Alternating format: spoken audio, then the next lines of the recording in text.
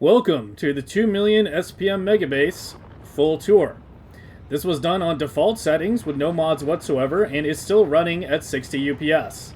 This run is more or less finished at this point, and I have already started planning for the next one with a goal of at least 3 million SPM. I will be covering everything in this video. However, keep in mind a lot of builds have their own separate video that goes much more in depth. Were I to go fully in depth on everything in this video, it would be over 8 hours long. So please refer to those when applicable. So the first thing we need to talk about is how to measure SPM. Measuring SPM in Space Age is a lot more complicated than vanilla Factorio. In vanilla Factorio, all the infinite researches take all the bottle types, so whatever you're producing, all of those together is your effective SPM. You know, the minor productivity bonus from the labs notwithstanding. In Space Age, however, most infinite researches do not take all the bottle types. In fact, the most any single research takes is only 8 types of bottles aside from the Prometheum research. So defining it is a little bit trickier. You can't simply define it by how you research one research type, because otherwise I could simply make a 10 million SPM base that does mining prod only and isn't capable of doing any other science. So you might ask, why not simply use the research that uses all the bottle types, aka the Prometheum science, to measure the research productivity, to measure your SPM? And the problem with that is that Prometheum ships are really, really, really bad for UPS. You will never be able to sustain Prometheum science at the same rate as you can sustain the other sciences because of that UPS limit. I have 2 Prometheum ships that each take up like 4 ms of update time out of 16. That means the 2 Prometheum ships running together takes up half my total update time. At this point, both Prometheum ships are shut down.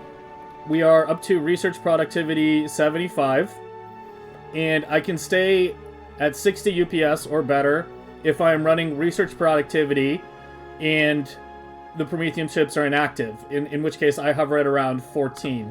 Right now we're on work a robot speed, and our update time is about 9.3. Where I switched research prod, which I will in a bit here to demonstrate, it will go to about 14 or so. If I run just mining prod only, it'll be at about 7. There's also a few other issues with measuring SPM. Some are not too hard to deal with. For example, Prometheum science takes twice as much time as everything else, but that's easy to deal with. You simply double the width of your labs, so you have twice as many than you need, and then if they are run like this, sequentially, you'll have half of them running when you're running non-Prometheum, and the other half when you're running Prometheum. Alright, so back to the original question, why not just use your Prometheum science SPM to declare your actual SPM? It has to do with how you actually run Prometheum science. You essentially gather a whole bunch, buffer a fairly large amount. I usually do around 5 million, turn it on for a while, and then it turns it off. The amount of time you spend researching Prometheum science is actually relatively small compared to the amount of time you're going to spend researching things like, say, mining prod or robot speed.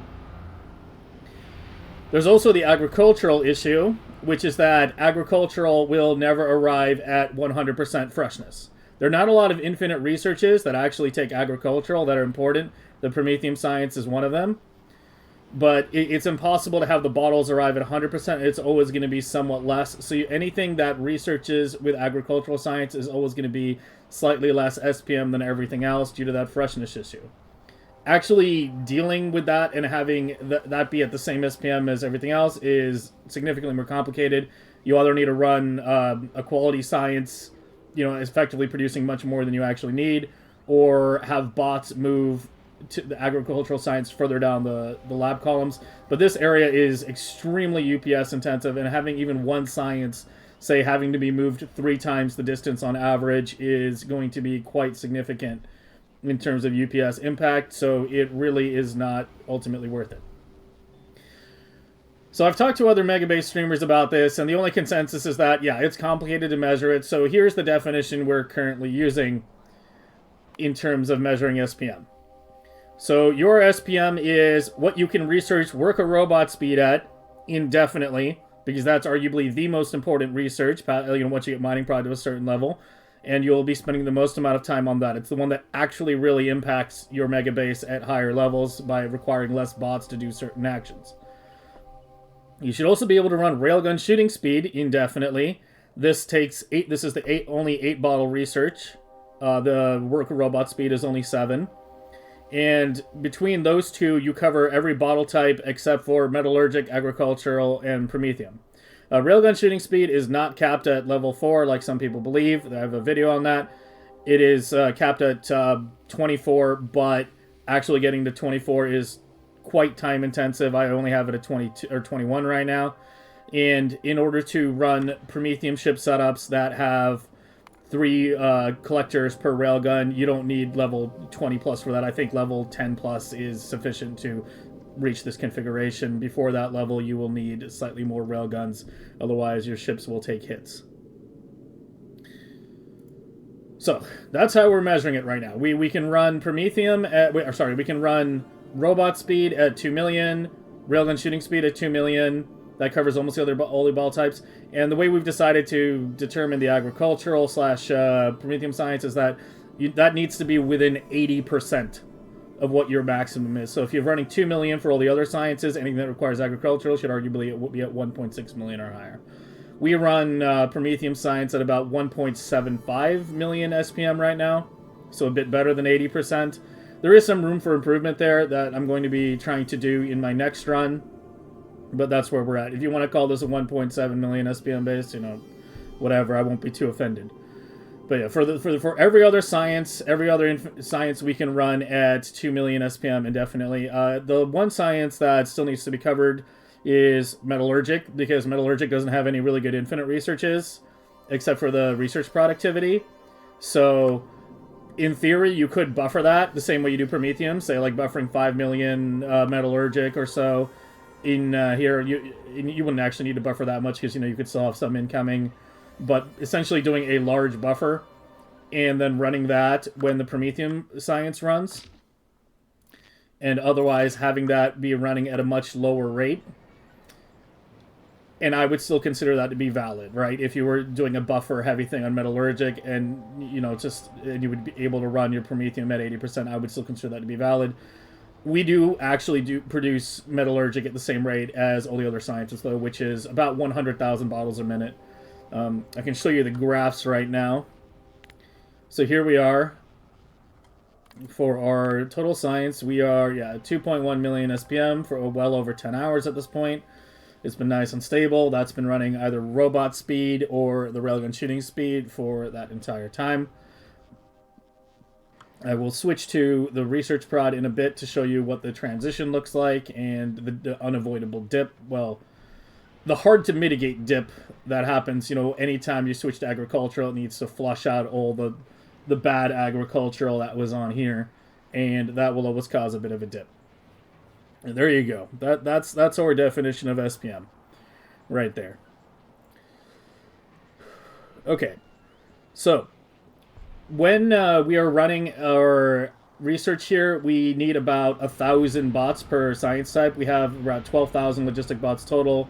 As you can see, I'm running, again, robot speed, which takes about 7,000, or 7 bottle types. So that's, it's taking about 6,000 robots, but I need all 12,000 to run promethium. This obviously, creates a big spike in UPS, etc. It's also worth noting that having a lot of bots on screen will slow down your UPS while not actually pushing your update time over 16. There's a render issue with lots of them on screen. You will also notice this if you have lots of collector grabbers active at a time on screen, that you will see a dip in your UPS even though your update time won't be over 16. So yeah, just keep that in mind, that if you start noticing that happen, just don't have that shit on your screen and you will still run at 60 as long as your update time is under 16. So as I said, running promethium science, we are up to 14 ms if that is active, and so we're essentially reaching the UPS cap in that regard. I can run the promethium chips if I'm not running the promethium science. Like if I run mining prod, I can run 1 to 2 promethium chips. I can run 1 easily, 2 with maybe like a slight dip, going down to like 55 or something like that. But at this point, the promethium, the research is plateau once you get to a certain point because of the way the scaling works. So at this point, we kind of just have that off like entirely. We're at 850% productivity on the biolabs, and yeah, this base is essentially considered finished at this point. Okay, on to the base itself. The first thing you might have noticed is that I have some sciences not where you would expect. We have red and green here on Vulcanus. I have yellow also on Vulcanus down here.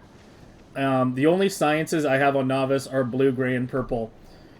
The question of which sciences belong on which planet is the most hotly debated question in megabasing right now.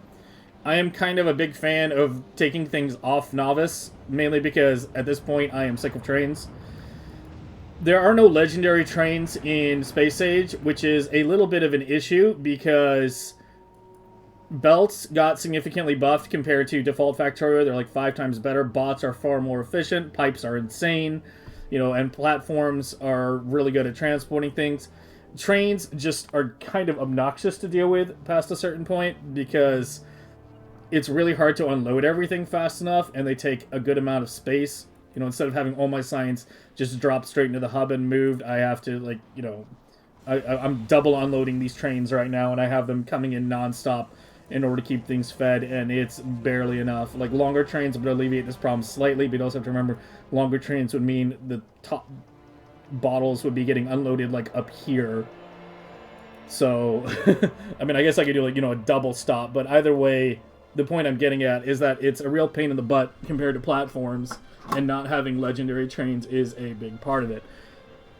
I'm kind of at the point where if Woob doesn't actually add legendary trains at some point, then we're just going to mod it in and simply consider that to be part of the default game. And I expect a lot of people to adopt that position over, within the next year as people get more and more experience with megabasing. It's absolutely ridiculous that legendary trains are not in the game, and I think that it's one of Woob's biggest mistakes, and I'm hoping they fix that. I don't think their reasoning for not including legendary trains is very good. And yeah, basically trains are dying on this hill right now. As I've gone up in SPM, I've wanted to deal with trains less and less and less, and just exclusively deal with just launching stuff onto platforms, because platforms unload things very, very, very quickly.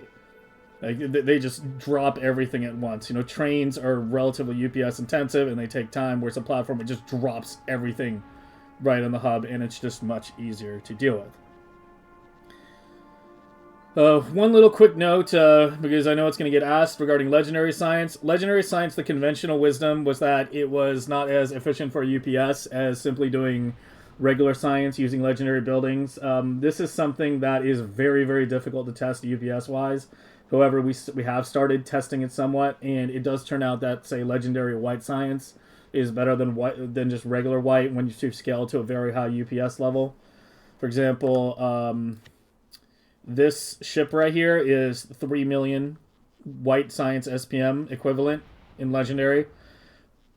These are 1 million each, and running 3 of these is less than running this, which was a bit of a surprise, but yeah. As far as other sciences going legendary, it's something, again, I still need to do a lot of testing on. It's much more complicated to test.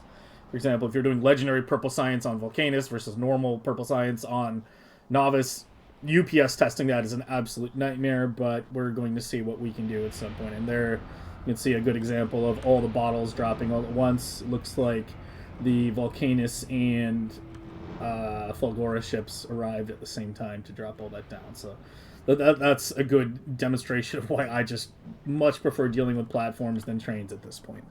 It's just way faster unloading, way higher throughput, and just much less headache to deal with. As far as the hub design goes on Nauvis, this is probably the single most important blueprint in your entire megabase. This butterfly design that I originally came up with was a really good concept several months ago when I was originally trying to expand my science, but it has since shown its limitations. I already had to remove some labs here and move and put them down at the ends. It's 60 labs per row, by the way, and in order to alleviate the bot charging problem, we just didn't have enough bot charging space So everything was getting backed up because of that. You just need a lot more roboports. Conage, who is a member of my community, has done a lot of work regarding hub optimization, and he has really advanced things quite a bit in terms of optimizing things for UPS. He has a YouTube. You can also find him at Conan's Twitch. And we're going to be taking the things that he has worked on and trying to incorporate them into our next hub design in order to be much more efficient. Mainly things like reducing the bot travel distance to the hub as much as possible, and clocking the inserters or doing something with the inserters to make sure they hibernate properly, because right now, if you check the active state on the inserters, they don't hibernate as well as they should. And there's a very large number of inserters here being active. It winds up being a quite significant impact. So yeah, hub design is critical, arguably the most important design in your entire Megabase in terms of UPS optimization, and there is a lot to keep in mind in doing that. We have all our cargo bays down here. We're getting close to the limit of 65535. We're at about 50k right now. Next game I probably will just go straight to limit. There's some other issues with actually having a large cargo bay, and maybe it being better to just have multiple platforms and use platforms to buffer instead. But again, something we need to do a bit more UPS testing on, and so on. Platform requests are set via circuit right now. I wanted to do a deficit method where it would just request only what was missing, but it turns out that is not so easy to do because the platform only considers what's in it when requesting. So the way it works right now, it's a little hard to see here. I can show you on another planet because it's a little clearer to see. Is we simply have requests set here. They go through a couple combinators, and the long story short of this is that if something drops below 20%, it sends the request for the full stack. For example, if we're requesting 1,000 legendary refined concrete or something, or 1,000 concrete, it will wait until it gets to about 200 refined concrete, then it'll set a request for 1,000, and this prevents lots of unnecessary small drops and only drops things when it's actually needed. I think that's a relatively good system, and that's going to be staying intact going into the next run. Every planet right now is fusion powered. We use this hex core style reactor, this double hex core. This is essentially the ultimate solution to fusion power right now, is doing a layout like this. You can kind of lay out the turbines however you want. I have them in nice clean rows. I liked it like that. But it doesn't really matter how you lay out the turbines. What's important is this setup here.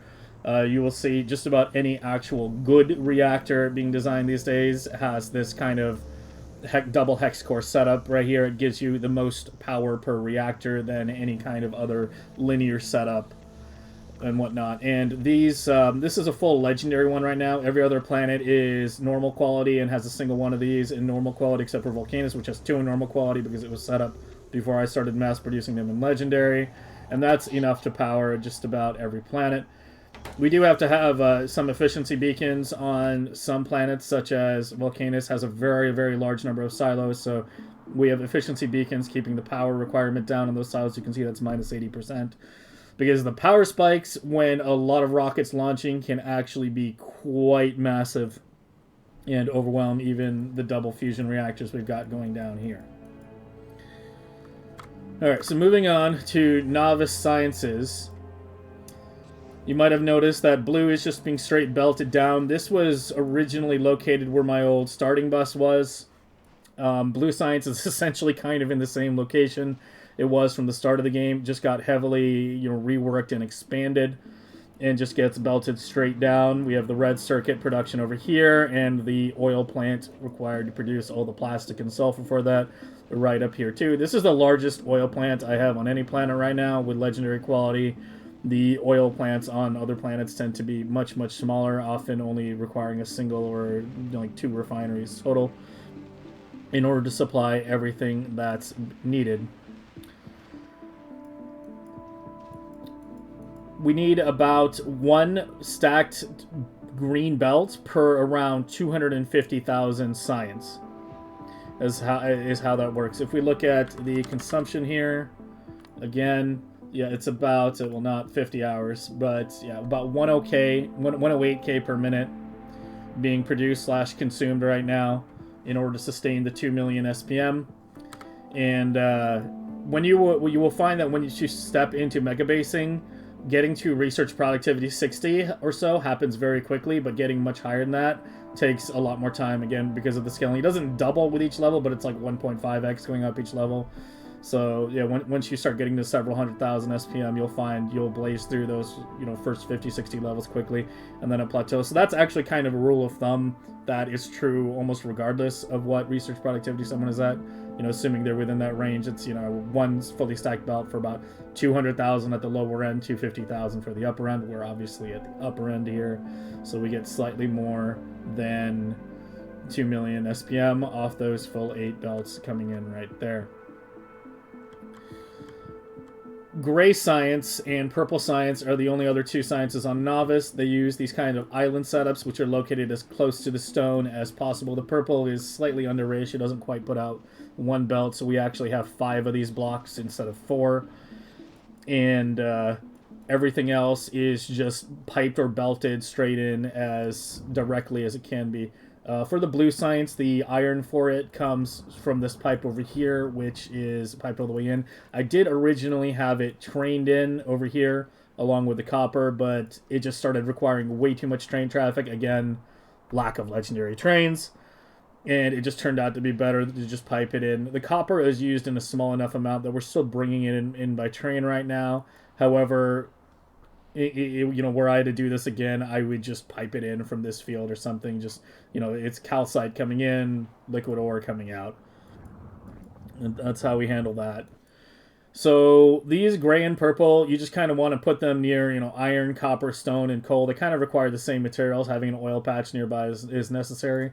This is how we do plastic in late game right now, which is kind of cute.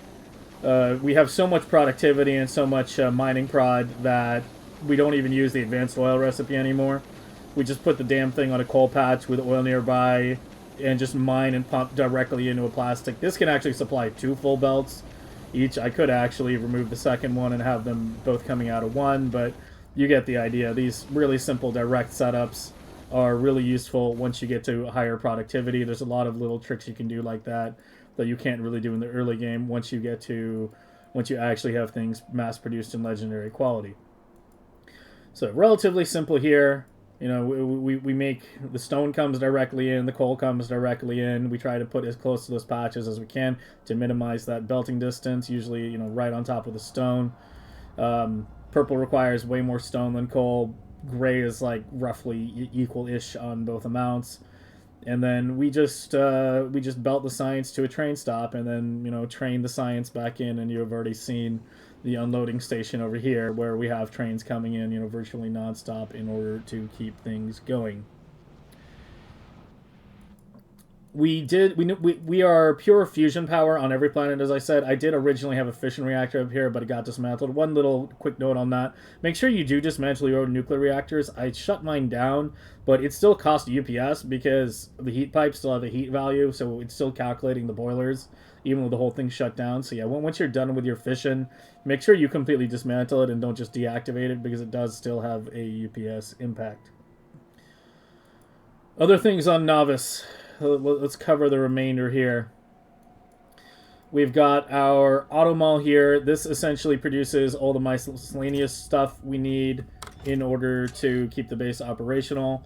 You set the request here. Again, separate video on this one, and it crafts whatever is needed. There is a slightly updated version of this one that I have on Gleba right now. I haven't fully deployed on every planet. That will actually display what is missing if you put in something that it can't craft. Like, say, were I to put in, you know, a purple red chip or something, you know, you can see it's going to display the things that it's missing right now in order to craft, and the light will change. And this was a nice little addition. This is not on the spreadsheet yet, but it will be soon once I make sure there's absolutely no issues with it, but it looks like it's smooth so far.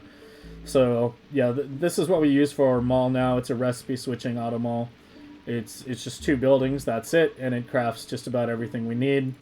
switches between recipes as needed, and then shuts down and hibernates once nothing more is needed to be crafted. There's one of those on every planet. A couple of those on Fulgora, actually, but we'll cover that more in detail once we actually get to Fulgora. So down here, I just have some random miscellaneous stuff that we need to keep everything functioning, you know, such as our legendary fission reactors for making the fusion reactors, or legendary rocket fuel and whatnot. Well, this is normal rocket fuel for the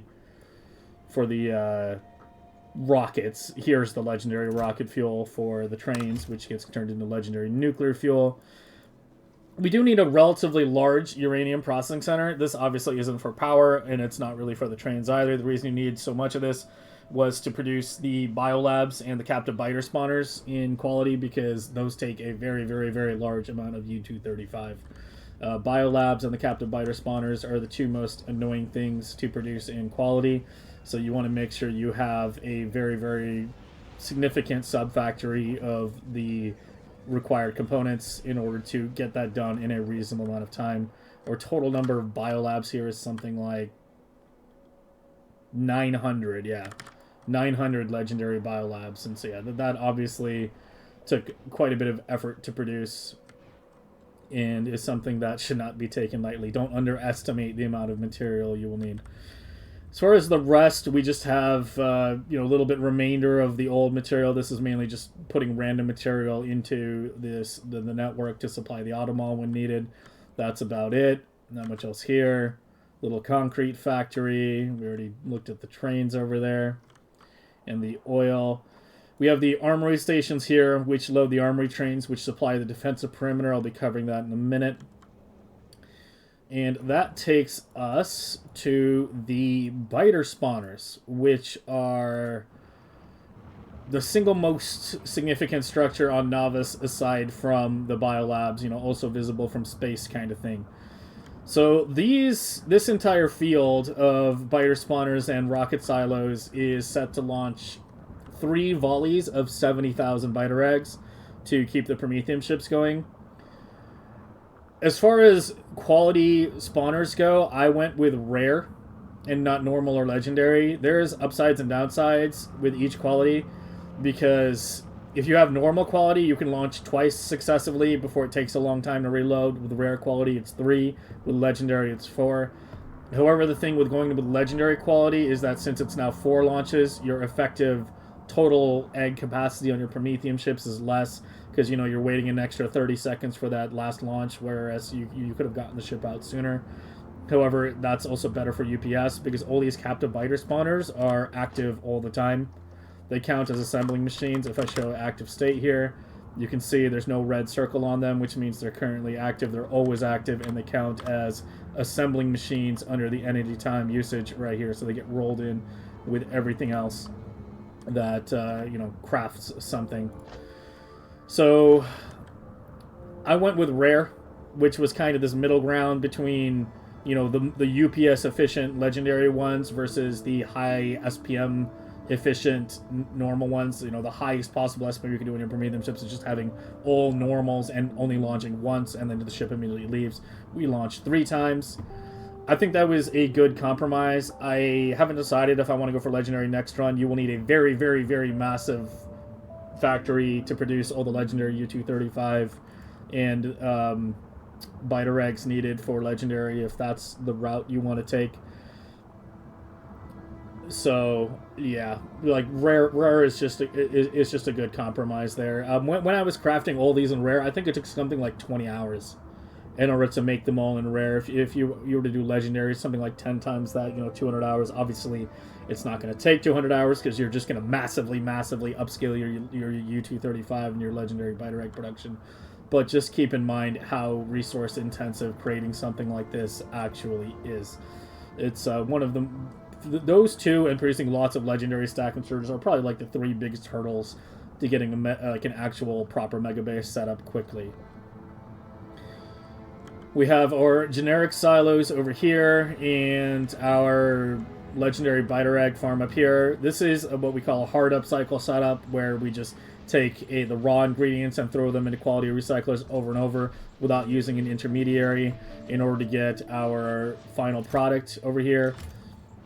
This is not very efficient in terms of items. However, if it's something that you can produce in large quantities very quickly, it still can wind up being the best way to do it. The only places I'm really doing this, I think, right now are this, tungsten, and holmium, but the holmium doesn't count because I have a huge holmium backlog due to doing lots of shenanigans on Fulgora that most people don't do. There's something like 8 million holmium on that planet right now.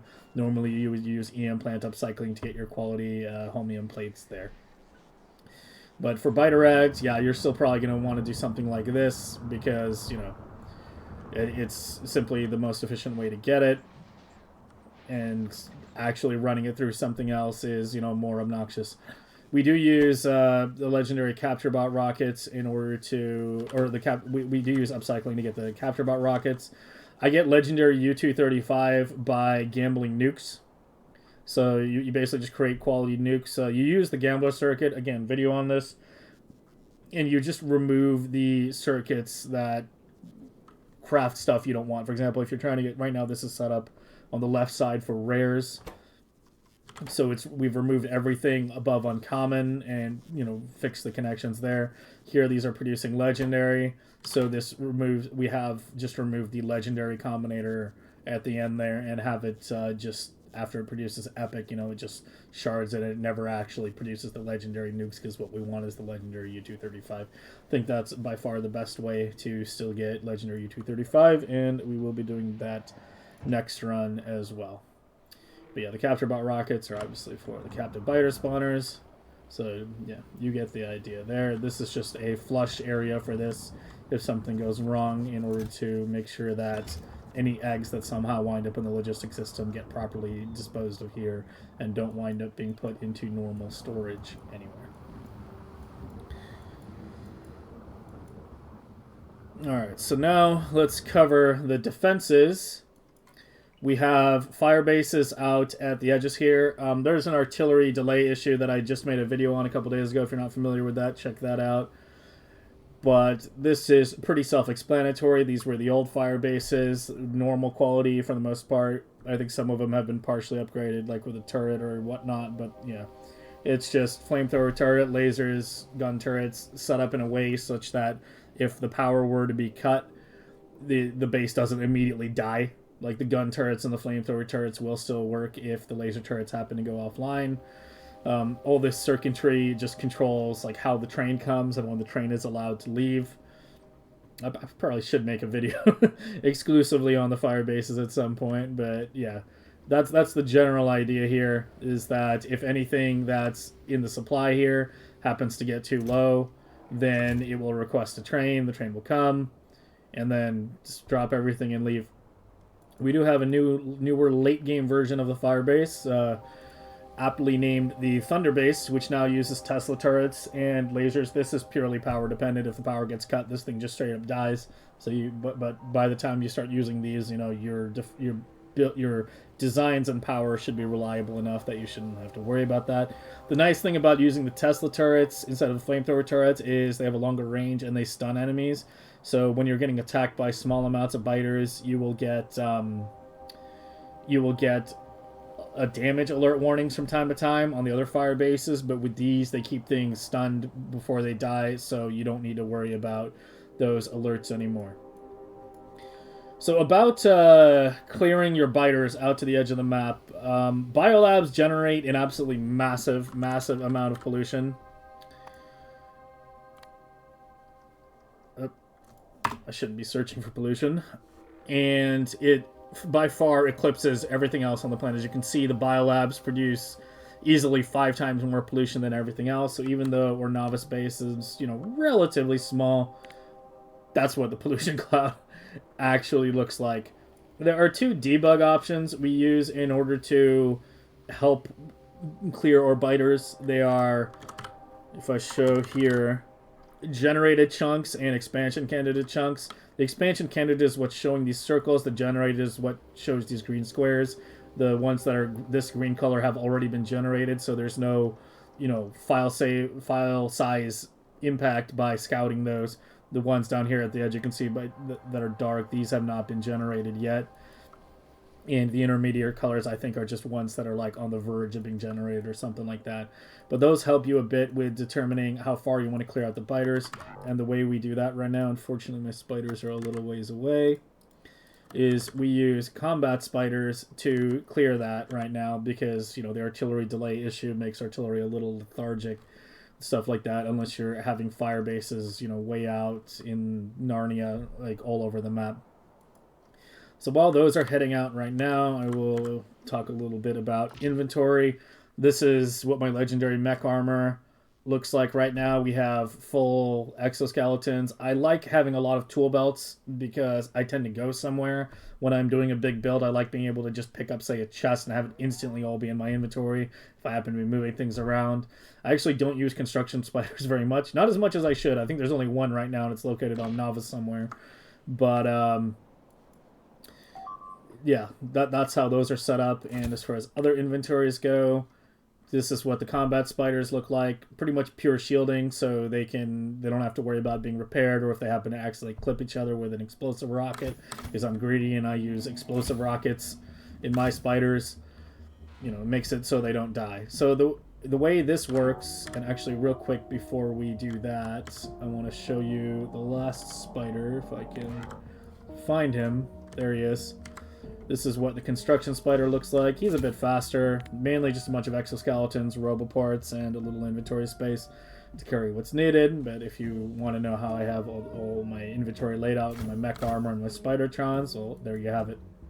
So the way you want to do this right now when you're clearing the biters is you turn on those settings and you want to go past the edge of your pollution cloud. As you can see, this is all in my pollution cloud right now. This whole thing is a bit obnoxious because the pollution cloud grows extremely slowly.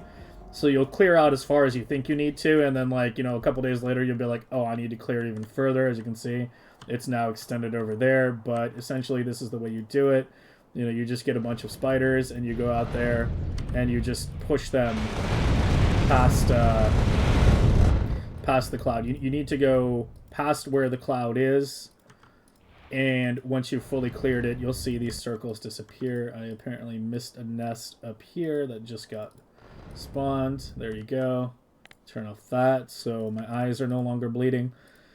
And yeah, you want to go out here, see where they are, get rid of those nests, and you can see the circles shrink in size because we've pushed them further out. And once you have the biters pushed out past here, and all this, as long as you can see a gap between the edge of your pollution cloud and where the green squares begin, and you don't see any circles on your map, that means you can clear all the biters off the map itself. Looks like that one might need a little bridge or something to get to, but you get the idea. You're just having the spiders go out and clear everything that's still in your pollution cloud, and once they are fully out of the cloud, you've essentially cleared the biters. Oh, I found a bridge. You've essentially cleared them off the map. Like here, I can show you as this right here gets destroyed. And ideally you want to use this view and move one chunk at a time. And sometimes you'll reveal more. This is why you don't want to reveal more chunks than necessary, because you don't want to spawn more biters than necessary. So you can see right now we're way past the pollution cloud, so I don't want to generate more biters than I need to. I just want to clear everything that's out here, and that's it. So yeah, okay, good. It didn't extend further. And there, boom, you can see that all disappeared. There's apparently some left on an island here. I'll just bombard that with artillery later, I guess, because and that will take care of that. So that's how you handle biters on Nauvis. If you do it properly, you can get your unit time down to actually 0. You can do the same thing on Gleba. As you can see, mine is pretty low right now. We're down to 0.01, so it's just effectively nothing. But yeah, biters will be a very large UPS impact if you leave them within your cloud and don't do something like this to clear them out properly. It's also worth noting, these green squares seem to have a little bit of a UPS impact. Like, you know, not UPS, but a draw issue impact, like what I was talking about earlier with having too many bots or too many collector arms on screen. As you can see, like, we're at 53 right now. But if when fully zoomed out, but if I turn that off, you know, you see a big spike going up right as we're right back to 60. So I usually just leave it on because it's only an issue if you're really zoomed out. But yeah, it's just something to keep in mind if you happen to be, dropping a bit and you have that setting on and you're zoomed out a bit. Then yeah, you look at your update time and you notice, hey, I'm not even close to 16, but it's down. Yeah, that's what's going on. It's a draw issue, which is essentially the same thing going on with the mass bots or with the collector arm grabbers, which is really evident on Prometheum ships. Alright, I believe that covers everything for Nauvis now. The last thing that I haven't talked about is the rail system itself. Not going to go super in-depth on this because there's a separate video on it that explains it quite well. But it's a chunk-aligned rail system that I designed myself, still adding things on it from time to time. But yeah, it's a very nice and very efficient rail system with some very nice intersections that I'm quite proud of with how they turned out. So yeah, if you're looking for a good rail system, well, I I recommend my own. It's a good one. Yeah, gray science, purple science, all over the place right now. I didn't show the distant ones, but you can see we have gray out here, another purple out here, always located as close to the stone as possible. But that's essentially how Nauvis functions right now. Calcite comes in to these train stops, only calcite, nothing else, and then they're placed close enough to multiple fields that they can, create the science directly and only send the science back without needing anything else. We've been calling these, on patch or even island setups. I think on patch is probably the best descriptor for them there. And yeah, I think it's a relatively UPS efficient way to do these kinds of science because it minimizes how many materials are being moved around and by trains and whatnot. All right, on to Vulcanus. So this is Vulcanus right now. So the way I view the planets right now is Vulcanus and Nauvis are the two planets that you can really just build a lot on. For a while, I tried to build a lot on Fulgora. I was kind of enamored with the concept of Fulgora and getting all the high value items, with relatively little effort compared to other planets, like blue circuits and LDS, essentially just come out of the ground there. But there were issues with scaling things up. I had yellow science on Fulgora for a long time. I still think that's a good idea to have yellow science on Fulgora in the early game because of how easy the blue chips and LDS are to get there, just buffer it a lot. But we wound up running into issues trying to scale that up because you wind up running really low on copper, so and there's just not enough copper. You have to shard the LDS in order to get enough copper, and that's a bit of a catch-22 because, well, you want the LDS for the yellow science. So yeah, we wound up moving yellow science to Vulcanus over here with a pretty complete setup here. Again, another on patch or island setup you want to call it. Just needs to be near lava, sulfuric acid, and coal, and calcite obviously, but calcite is everywhere on Vulcanus. And we have a fully integrated setup where it produces everything from scratch. The nice thing about yellow science is that two of the things needed for it are also needed to launch rockets. So we simply put, robo frames and rocket fuel on the last belt, make sure that it can reach both of these. And yeah, I'm pretty happy with how this yellow science turned out. Out of all the blueprints I designed for science, I think yellow science has been the most unchanged.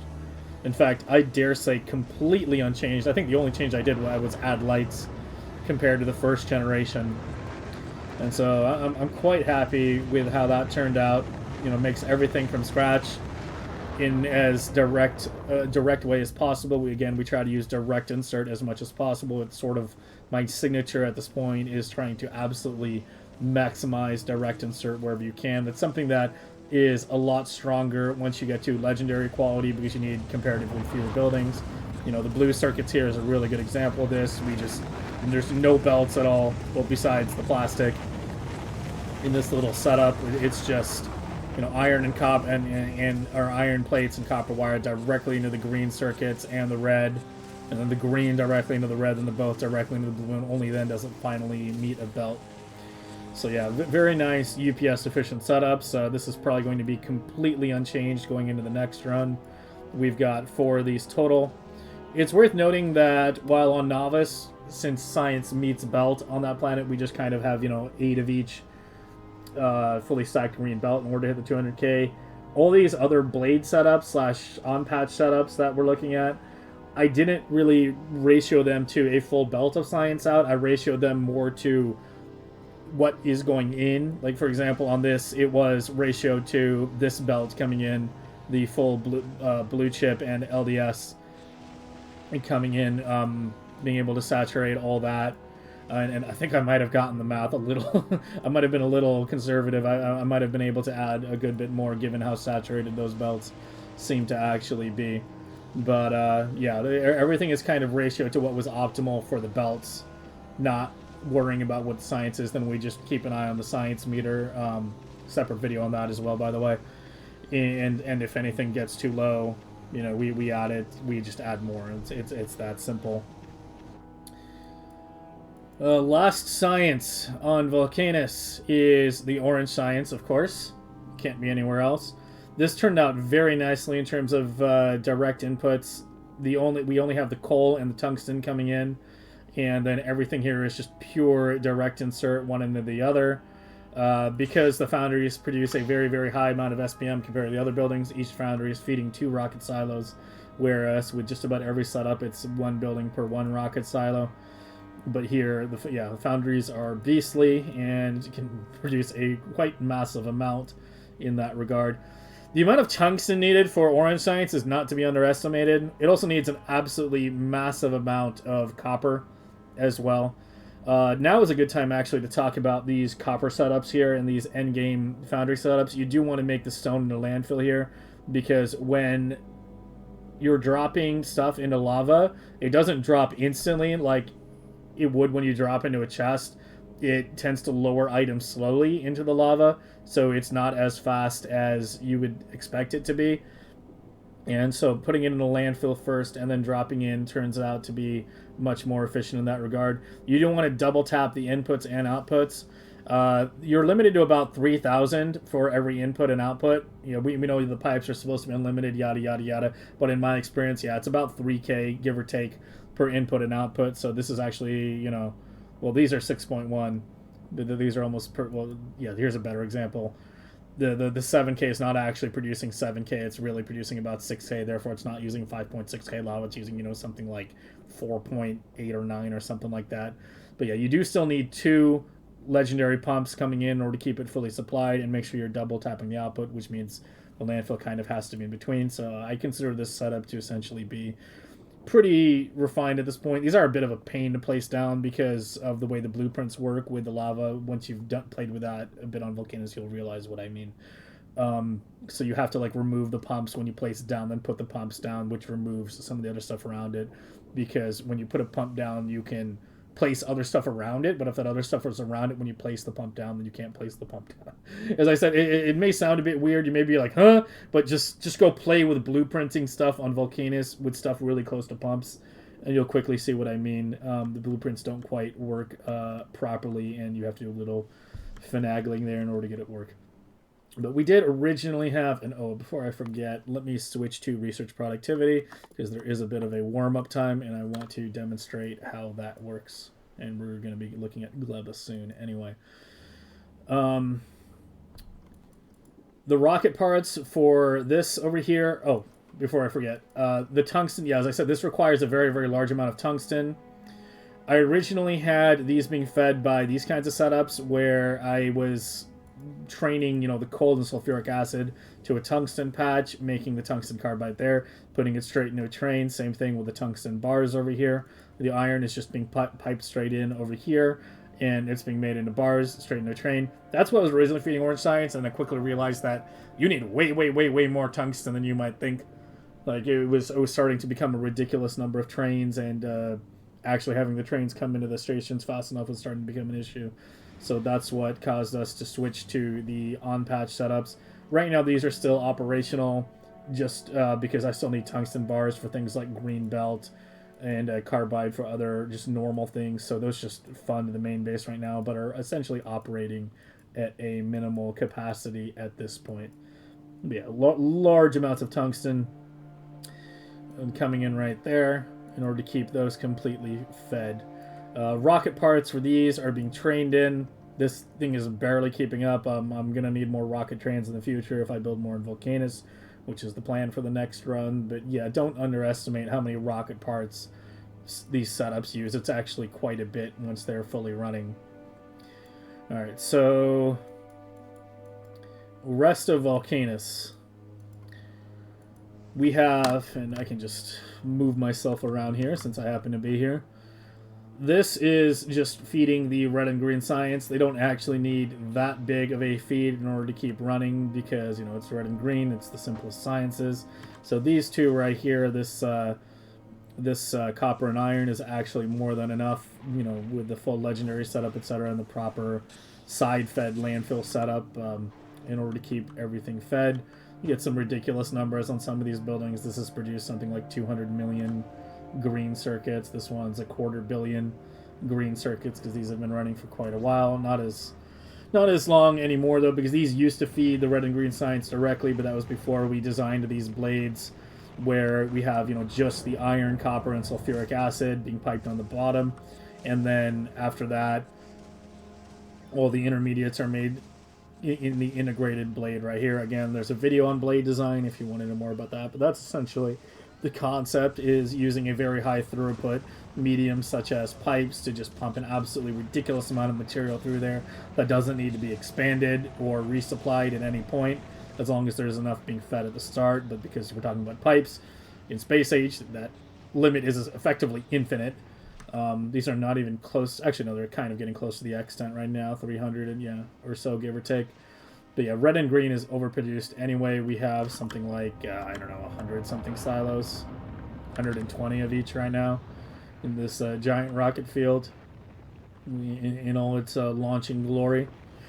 And yeah, that's red and green. I already mentioned the beacons here causing really big power spikes on these, so yeah, you want to make sure those are there. And yeah, I do know I still have some prod modules in here and whatnot that could be a bit further optimized. Oh, I did forget to show bonuses, I guess. We can talk about that now. We can look at those for those of you who care about that. I didn't push some of these as high as I could. Like, there's a lot that I could have pushed to 300, and so that I could have used non-prod modules in the buildings, but most of them I just pushed high enough to just use the prod modules in the buildings. I'll probably push them a bit higher next run and, you know, adjust my designs to be just speed modules directly in the buildings when necessary, which, you know, could potentially reduce beacon count a little bit as well, and therefore potentially reduce power draw as well, but not like, you know, we really care about that very much once we're at fusion. I can go over some of the other research prods that we're at. Yeah, we're at mining prod 3025, physical 26, or well, you know, it's one minus, it's one below these. These are the next levels. So, you know, physical 25, laser 27. All the prod researches, as I said, are just high enough to get it to 300 with the prod modules, not without right now, because I was very heavily focused on pushing the researches that actually mattered a bit more, such as robot speed, which is up to 28 right now. So we have, yeah, the 4 billion research one is the one currently in progress. That would take about 4 days to finish researching at 2 million SPM. So yeah, when I say things are plateauing, that's what I mean. Yeah, research prod, we're currently doing 76 right now. Railgun shooting speed at 21. Electric damage I could push a bit higher. It's only at 19. Scrap recycling productivity is obviously capped. That's an important one to cap.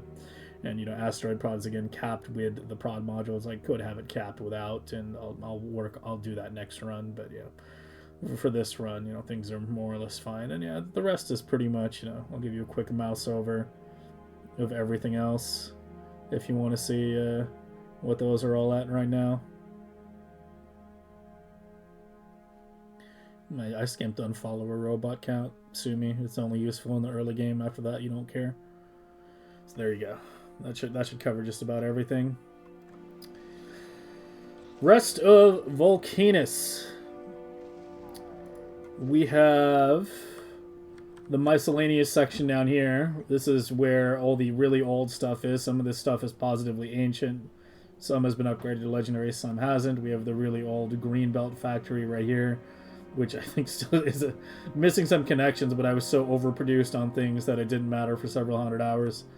I want to design a better one of that pretty soon. We have our legendary stone landfill which is needed for, I think this was needed just for biolabs, and that's it, or biochambers, yeah, and that's it, because legendary agricultural towers unfortunately don't do anything, and legendary stone being made here. The quality factory right now is on Fulgora because that's where I originally started making a lot of quality things. Next run, I am definitely moving it to Vulcanus because there's a lot of things that, you know, just kind of have to be made on Vulcanus, and Fulgora is going to be looking very, very, very different from how it looks on this run. But yeah, so we've got some minor quality stuff on Vulcanus, but most of that is just being shipped to Fulgora or elsewhere to be made into the final products and whatnot. But yeah, we've got a small amount of stuff here. Ignore that. That was a failed project.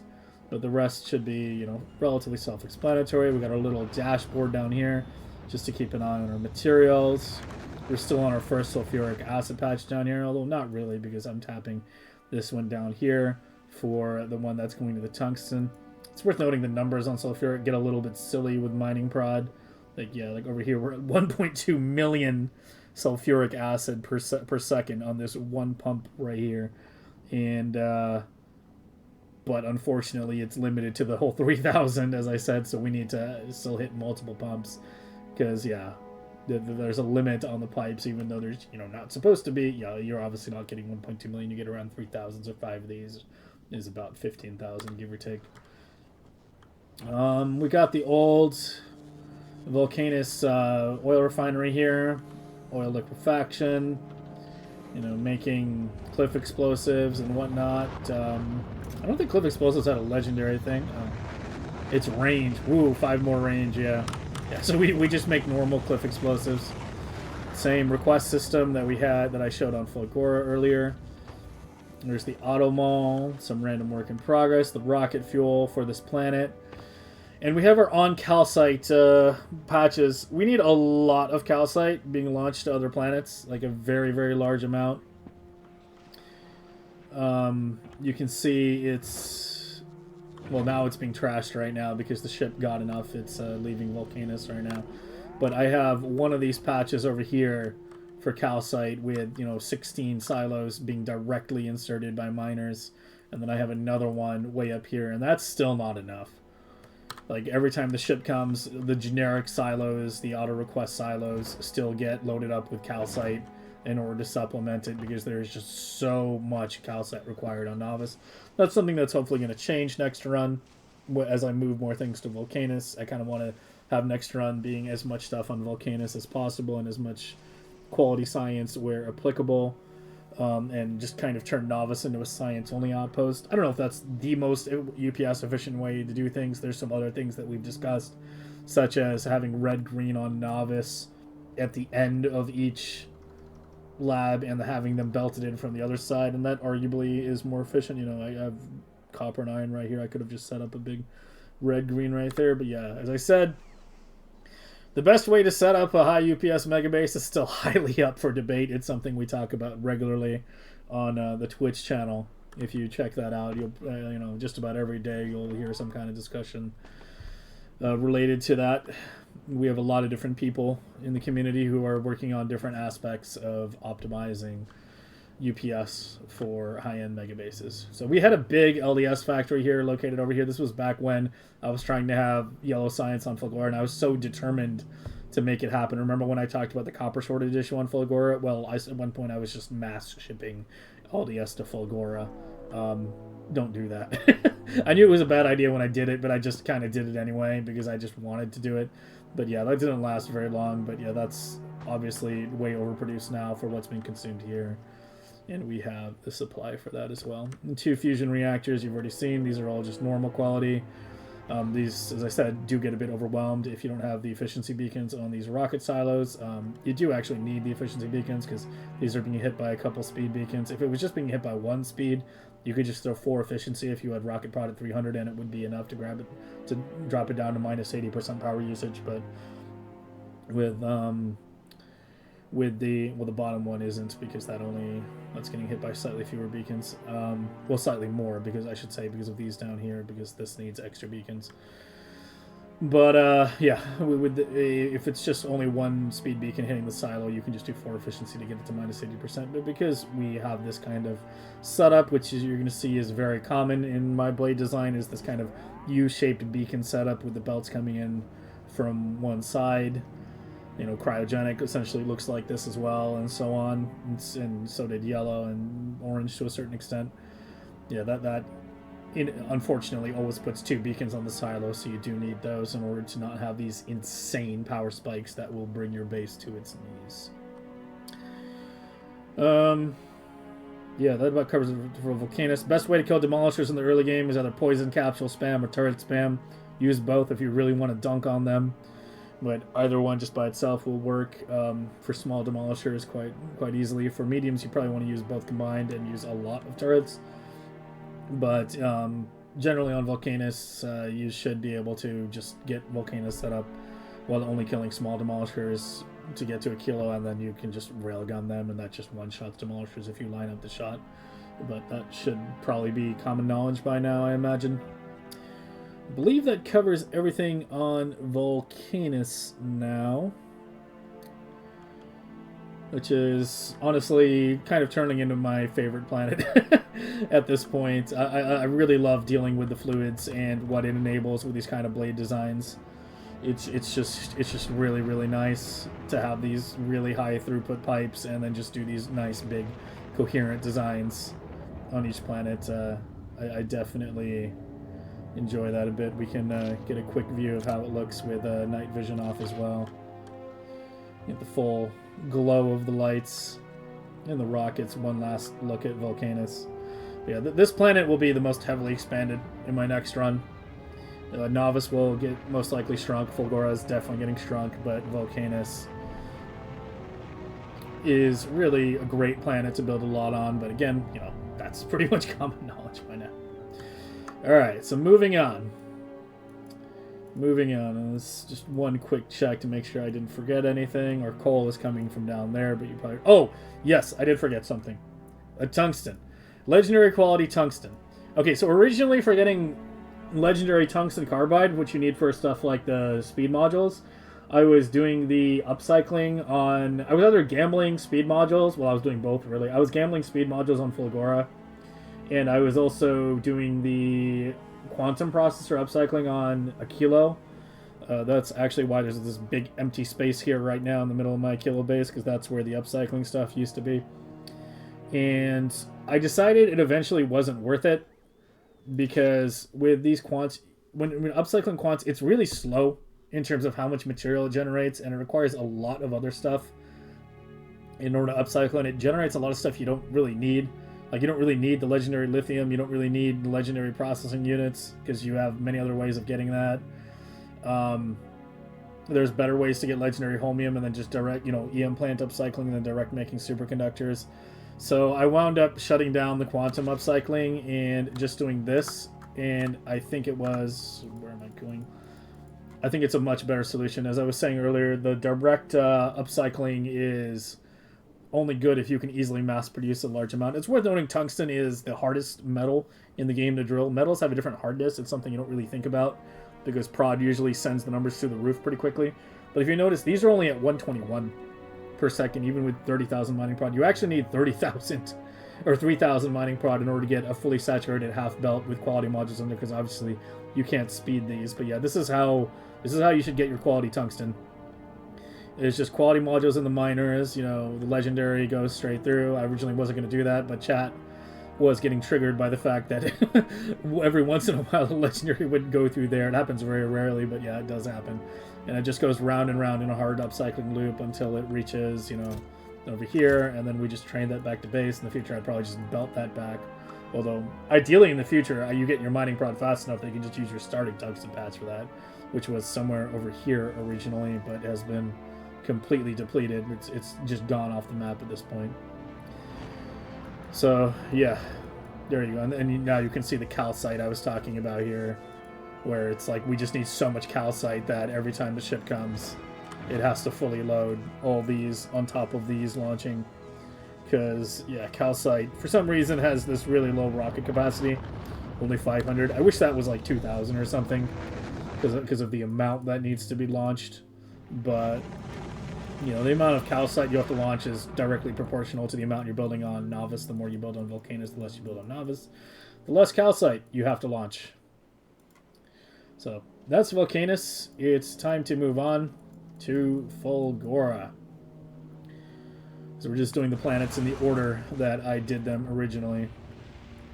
So we get our little night vision here. I'm trying to show you what the planets look like, you know, with and without night vision. Because night vision, unfortunately, kind of ruins the night aesthetic of certain planets a bit. You know, it looks a lot nicer with the night vision off, because you get the real aesthetic if you set up your lights properly. But it also gets really, really, really dark in the areas you don't have lights without night vision on certain planets. Fulgora is particularly guilty of this. So, yeah.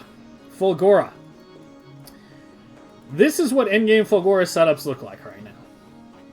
I'm just going to let you take a look at that for a minute. These are what we're calling island setups, like the true island setups, not like the on-patch setups, you know, that we have elsewhere where things are getting trained in. These are the true islands. Nothing comes into these setups other than power. There's just one power wire coming in from the fusion reactor at the main base, and that's it. And these are completely self-contained. Little kudos to Will for bringing the Colonel Will. For bringing the silo chesting setup to our attention as a solution for Fulgora. We have heavily expanded upon the concept, and yeah, this is the result right now of that design. These are all just 4 separate wings that are essentially identical, and do not have materials crossing between them.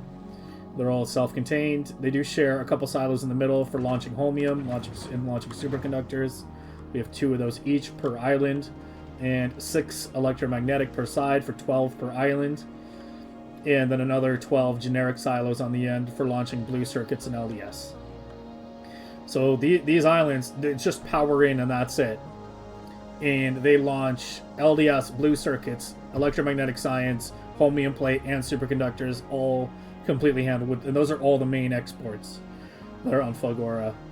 This was designed as a more UPS efficient method to handle the electromagnetic science over the previous setups. You can still see remnants of my previous setup here on Fulgora, where we have trains coming in with various materials, and then the old blade systems here we had for the old electromagnetic, which are still contributing and helping things out. You can see the old blade for the superconductors, but these have been essentially completely replaced by the island setups at this point, which are just straight superior and much easier, makes it much easier to handle everything. So to take a closer look at this, we mine oh, and one more quick note. I did originally want to go more in depth into the other systems on Fulgora and cover all the different sorting solutions. The first version of this video wound up being 2.5 hours long. When I included that, like the Fulgora section alone was like 40 minutes, so I'm going to be putting that in another video to prevent this from being obscenely long. But yeah, I will be covering a lot. There are a lot of different solutions you can do on Fulgora, and I will be covering those separately, so keep an eye out for that. In this video, I'm mainly just trying to focus on the current endgame setups. So we mine directly into recyclers here. LDS and blue chips can't go into a rocket silo even when they're direct inserted or direct outputted like this. It still won't go in. It's quite obnoxious, so those have to be, you know, done right here. There's a million circuit connections on here. I will probably cover those more in depth in the Fulgora video, but so you know, the result should be pretty obvious. It's just to control everything very precisely and to regulate the amount of items that are in each silo very precisely, so it doesn't actually fill up to the 1-ton limit, which would cause a jam. So the first silo is just for, you know, taking the initial materials.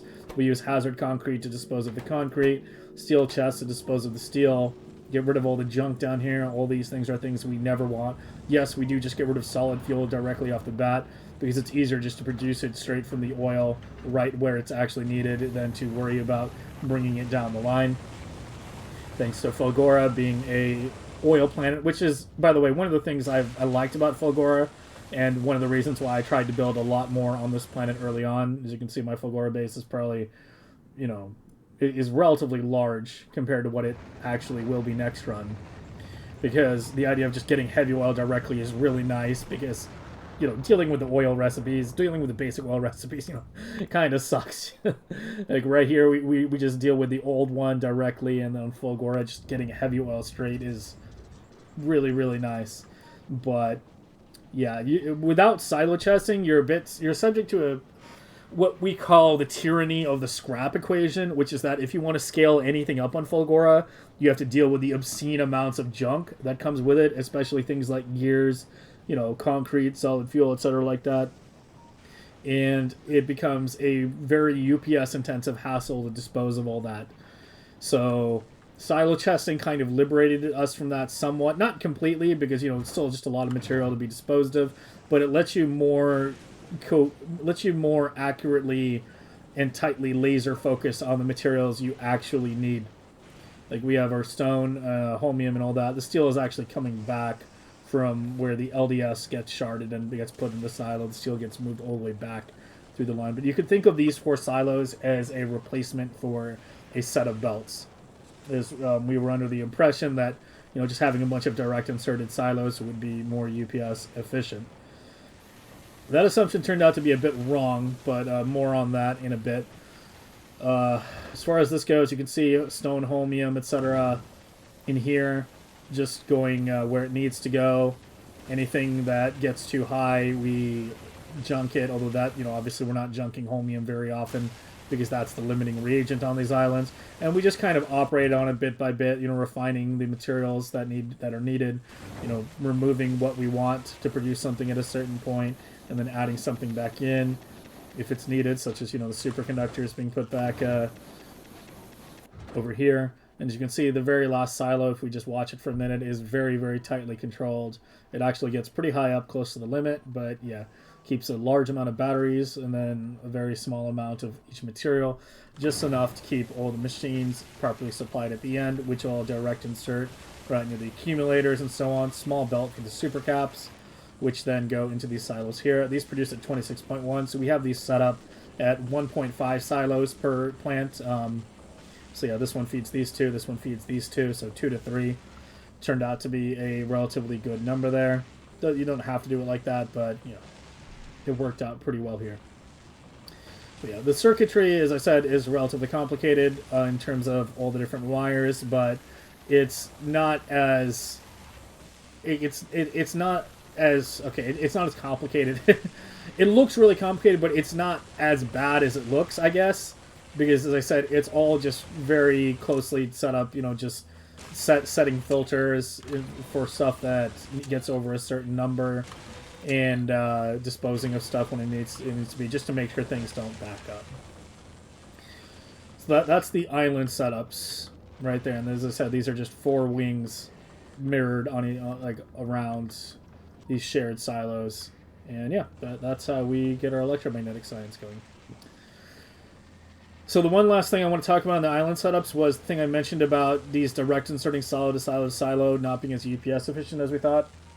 There is a member of my community, VaderDev, who has done an absolutely massive amount of work on expanding upon this original silo concept.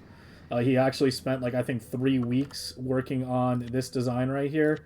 And I think it's a very, very, very well-refined design, and it's going to be hard to improve on.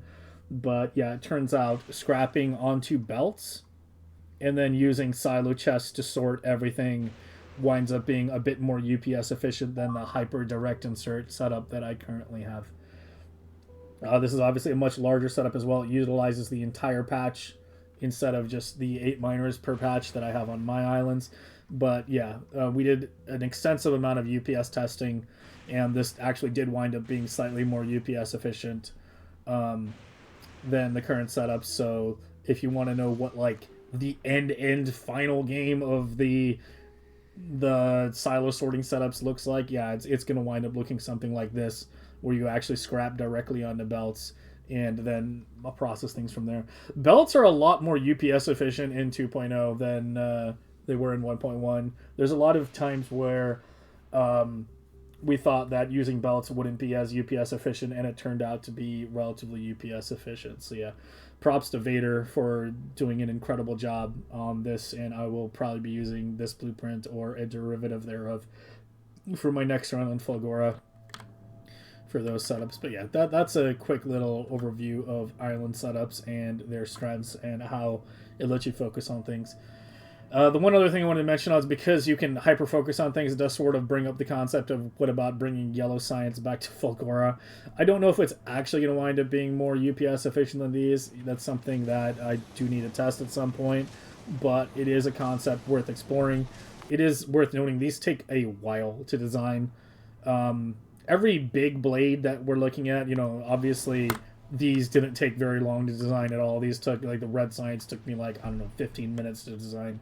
But the big designs took roughly, like, 8 hours or so each to design, like, aka a full stream length. Like, this yellow science is a full 8 hours, and so on. And the same with, like, the Aquilo blades and so on.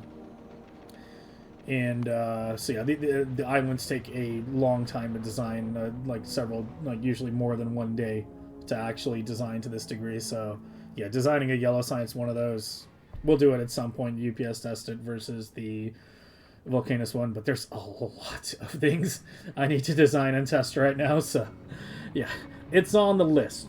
Yeah, you can see the launching right there, and yeah, the inner silos obviously never launch. They're just there for sorting, and that's it. Covering the rest of Fulgora, as I said, I'm going to be going over the old systems in a separate video in order to prevent this video from being just way too long. But we had an old silo testing system here that took signals from the base and sorted things out. The circuits in here are actually more complicated than in the island setup because of how that request system works. Because, yeah, it needs to dispose of anything that the base is not requesting, so it needs to potentially be able to dispose of everything, or potentially be able to bring everything back. But yeah, whatever the base requests, it keeps that material, brings it back to base, and it's processed here. And you can see these display panels currently dynamically show what needs to be, what the base is currently requesting. So right now it's requesting a lot of things because I replaced a lot of the old stations that were on these setups with these island setups, but that's fine because, the old base is mainly just focused on the quality factor right there. It supplements a little for the electromagnetic, but otherwise it primarily exists to feed the quality factory, which is located here right now. So let's finish touring the rest of Fulgora. We've got the quality factory here. Shouldn't need too much explanation. There's a lot of things like modules. I both have gambling circuits and direct upcycling right now. It was kind of like couldn't decide which one to do, so why not both? So we bring in the direct materials when needed, and then if we somehow don't have enough, it'll just gamble from the raw materials. As you can see, pretty much the entire thing is dormant right now because everything has been produced to the specified quotas. We have 3 automalls set up on Fulgora right now, one producing a bunch of legendary miscellaneous things. Another one set up here producing intermediates only, and then the main automall over here, which is apparently, yeah, it's starved a little bit on iron right now. This one doesn't have the display panel addition yet, but yeah, it's a little starved on iron for pipe right now. I'll fix that at some point. But I really need to just shut down these blades entirely and add a few more island setups. You actually need quite a few of them to keep things going, more than I expected. We have 6 of them right now, and where I shut these down, I probably need to add, I imagine, at least 3 to 4 more or so. But as far as the trains go, this system is essentially how the system worked previously as well, where I just there's like 4 or 5 Fulgora systems I've iterated through. It's probably the planet I've spent the most time on, but in general the train systems I've been using work in the same way, where the train comes in with a bunch of mixed material. We pull out what we want at the first station, and then at the second station we dispose of anything that's not needed. Here it looks like everything that is coming in is actually needed, so it's actually not disposing of anything at all. They just pull straight through. And that was the old system before we switched the island setup.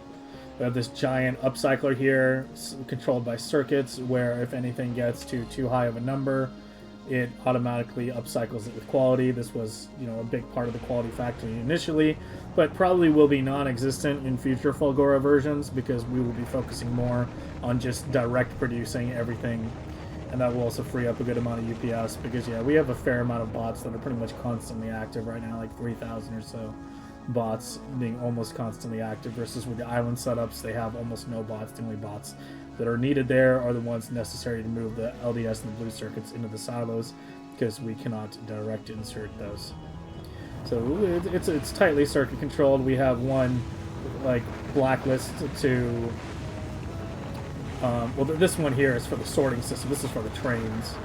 Like this is what the silo chest sorting systems here are set to keep, and the other ones here for the upcycle are the ones I wanted to show.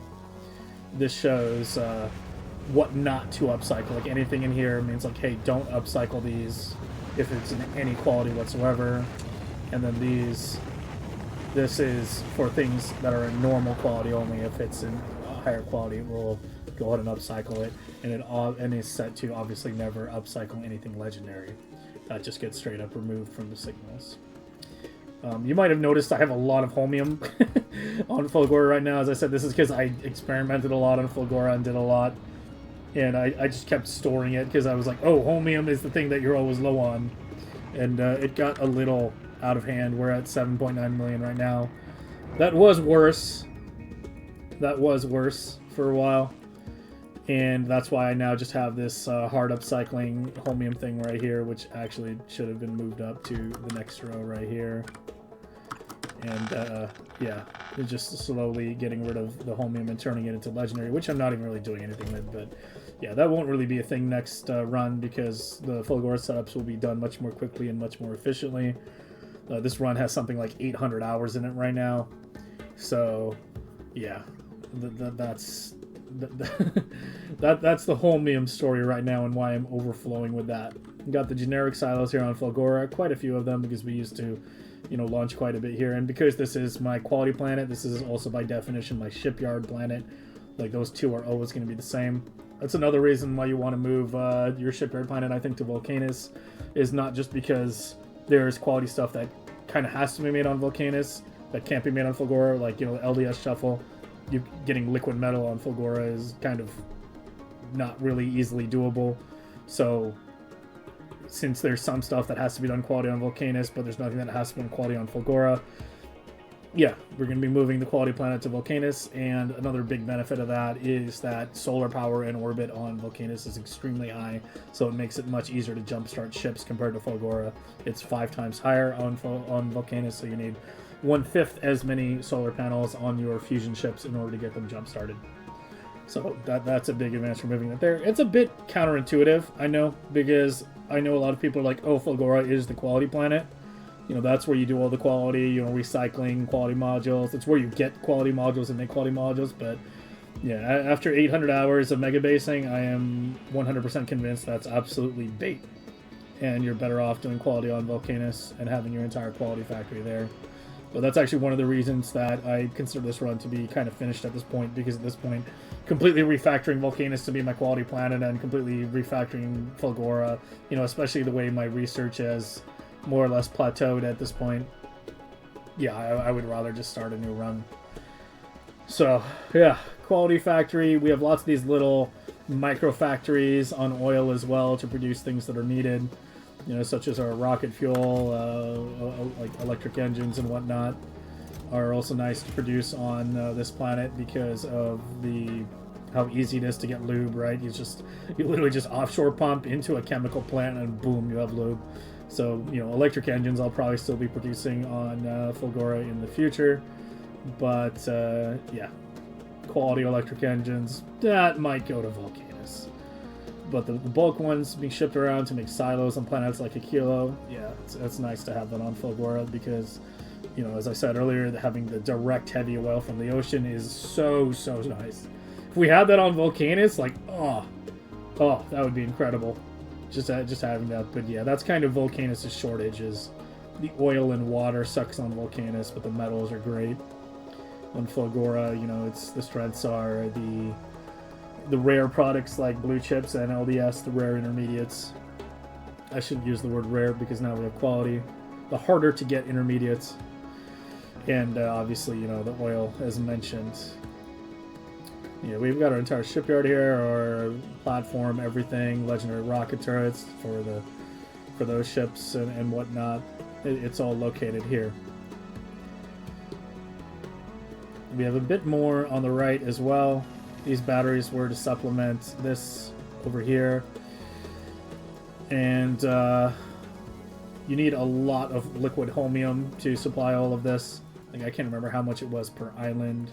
I think it was 2 to 3. Yeah, I managed to get away with 2, but we had to put quite a few beacons around there compared to the rest of the area in order to get as much holmium as was actually needed. But yeah, these setups wind up being very, very holmium thirsty. Unfortunately, you can't do holmium in one of the new buildings. It'd be nice if we could do it in a chem plant, I feel like, or cryogenic plant, I mean. I feel like that would be thematically appropriate. But yeah, holmium plate rocket launches here. This is again part of the old setup before we moved to the island setup, and here we have all the miscellaneous stuff like the Tesla turrets and the Tesla ammo and the lightning collectors that are needed. This one is a quality one right now, and yeah, everything is completely set. And this area is just a scratch area. Yeah, I decided to make my random just build, you know, my random blueprint building area on the planet that was hardest to make it on because it required foundation. But hey, we're at the point where foundation is essentially free. But yeah, these were some early Fulgora designs I was working on for speedrun style, early game fast progression, and so you get a little bit of a sneak peek that. But this is very much still highly a work in progress. Train system, you know, should be relatively evident. It's the same system that we use on Nauvis with a few more different pieces and setups. Like we have this right to left setup only. This was essentially done like this in order to absolutely minimize the bot travel distance between these blades and these. You know, I eventually expected these to get moved out like that. I thought that was how electromagnetic would eventually work out. But we wound up needing so many trains and so many bots, you know, and then silo chesting came along and said hi, and kind of changed everything. And yeah, unless they nerf this, which I'm hoping they don't, this is definitely the future of Fulgora, and I think that's undebatable at this point. They're like, it's just so much superior to everything else. It is worth noting that silo chesting really only starts to shine when you get higher quality, because of the, you know, you need less buildings to do everything. But in theory, this setup should work with lower quality as long as the quality is relatively uniform across the board.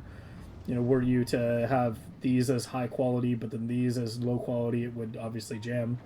But yeah, if you do the whole thing in low quality, it should in theory work, but I haven't actually tested it. But that's supposed to be the plan for next Fulgora, is to do something like this in the early game, where we just pull off the basic materials, everything else that goes into a limited bot network, and then we try to transition to some kind of silo chesting and then upgrade it to legendary ASAP. So next Fulgora is just going to be a bunch of these islands, and then we have this miscellaneous island to just produce all the other miscellaneous stuff that we might need, as well as some additional additions to it. Like this is to make all the other miscellaneous stuff like the Tesla turrets, and I think I forgot Tesla ammo. No, I didn't. Oh, it's down here. Okay. Yeah. For everything that actually has to be made on Fulgora. But as I was saying earlier, I now consider like Nauvis and Vulcanus to be the planets that you make a lot of stuff on. And then Fulgora, Aquilo, and Gleba, you just kind of try to make as minimum as what's needed. Maybe a little bit more on Fulgora, you know, if you can find a good spot for something that, you know, is oil related and whatnot. But yeah, that I believe should cover everything on Fulgora at this point. Remember to check the video that I'll hopefully have out within the next week that will go into Fulgora sorting systems in much more depth. We did have the old yellow signs here, but I unfortunately don't have a version of the game to show you that. I didn't make regular saves like every month or so. So I have some older stuff, but not one to show that specifically, unfortunately. But yeah, we did have an original yellow science here. It's not hard to imagine. I probably have it somewhere. Or maybe I don't. Yeah, maybe I don't. I might have just gotten rid of it. It wasn't a particularly amazing setup anyway, I guess. But yeah, originally had yellow science here before it was moved to Vulcanus, but I think that's something that everybody kind of thinks about at some point once they realize how easy blue chips and LDS are to get on Fulgora. And I still think there's some potential with doing yellow science on Fulgora in the early game when your SPM is relatively low and buffers matter a lot. One last look at it. This is what it looks like. The full map view zoomed out right now. And yeah, time to move to the next planet, which is Gleba.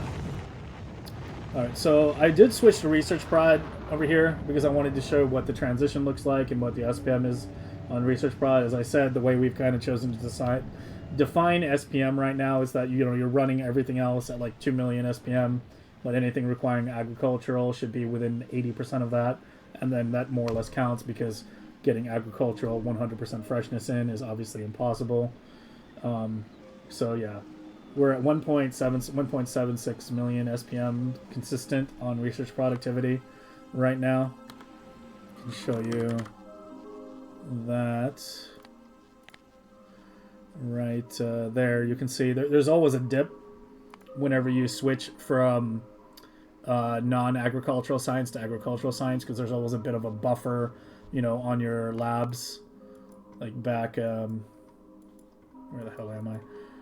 Over here, like this science on these belts will always be rotting, if agricultural is not running, and you'll have a bunch in your hub.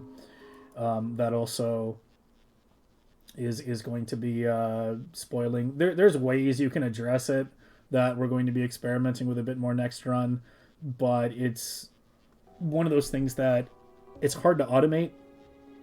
Like, it's probably going to require a manual switch to be flipped every time you switch between agra and not. But yeah, we'll see what we can do. It's definitely on the list of things to try to improve. But we are nice and stable at that 1.76 million SPM right now, which, as I said, is within 80%. 80% would be 1.6 million, and I think that's a pretty fair threshold for judging megabases. You should be able to get your agricultural science to novice and be fully used at 80% plus spoilage. You can obviously do much better than that, but I think that's a reasonable threshold for that. But yeah, we're looking to try to smooth out that little transition period next run a bit. It takes 41 minutes to 27. Yeah, roughly about 15 minutes for the system to fully warm up when switching to agricultural science. And now you can see just all the bots active. And if I mouse over that, we're now using about 11,400 bots in order to move all this. And yeah, when we were talking about Nauvis, did mention that this is something we do want to hugely improve, get the bot distance shorter, and just overall reduce that. If you notice, my UPS is down to 44 right now, but again, as I talked about earlier, this is the draw issue that I was talking about, where if we go look at time usage, we're not actually over 16, although we're getting damn close right now. But obviously, if I go look elsewhere, then like if I just go look at Vulcanus, you can see we're right back at 60.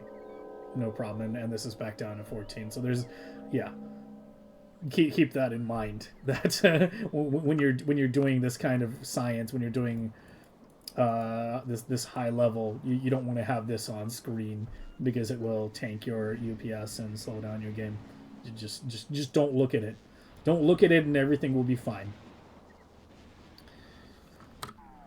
All right, going back to Gleba. You can see here we are launching science at roughly 98% freshness at this point.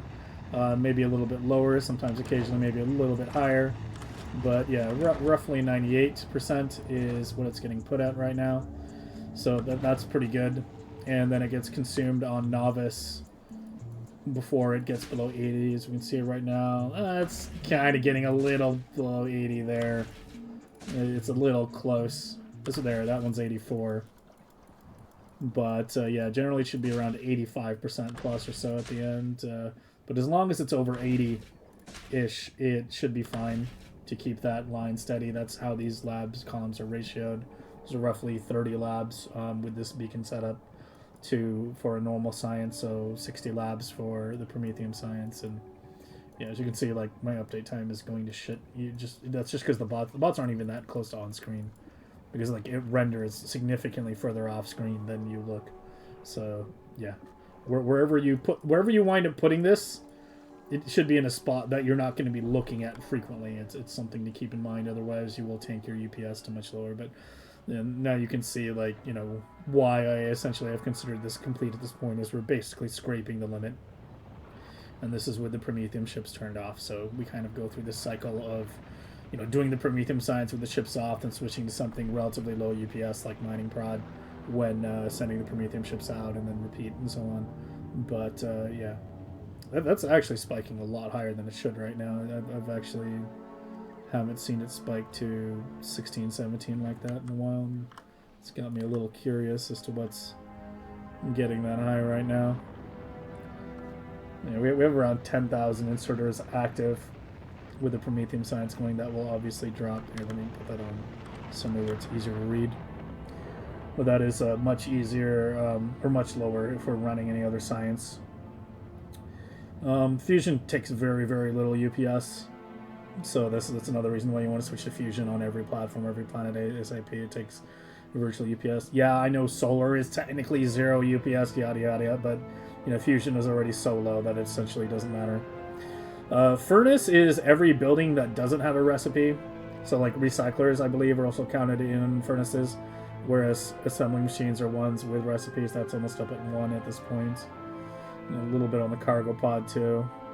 It seems to be dropping a little now. If we just look at the regular update time, we're back down to 14, which is about where it should be. So I don't know what was specifically causing that spike there, but it seems to have passed.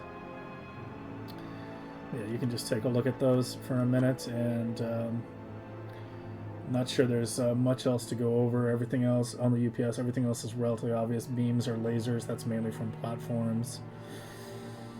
Generators are like steam turbines and the low-tech steam engine thing. Obviously, that's basically at 0 right now.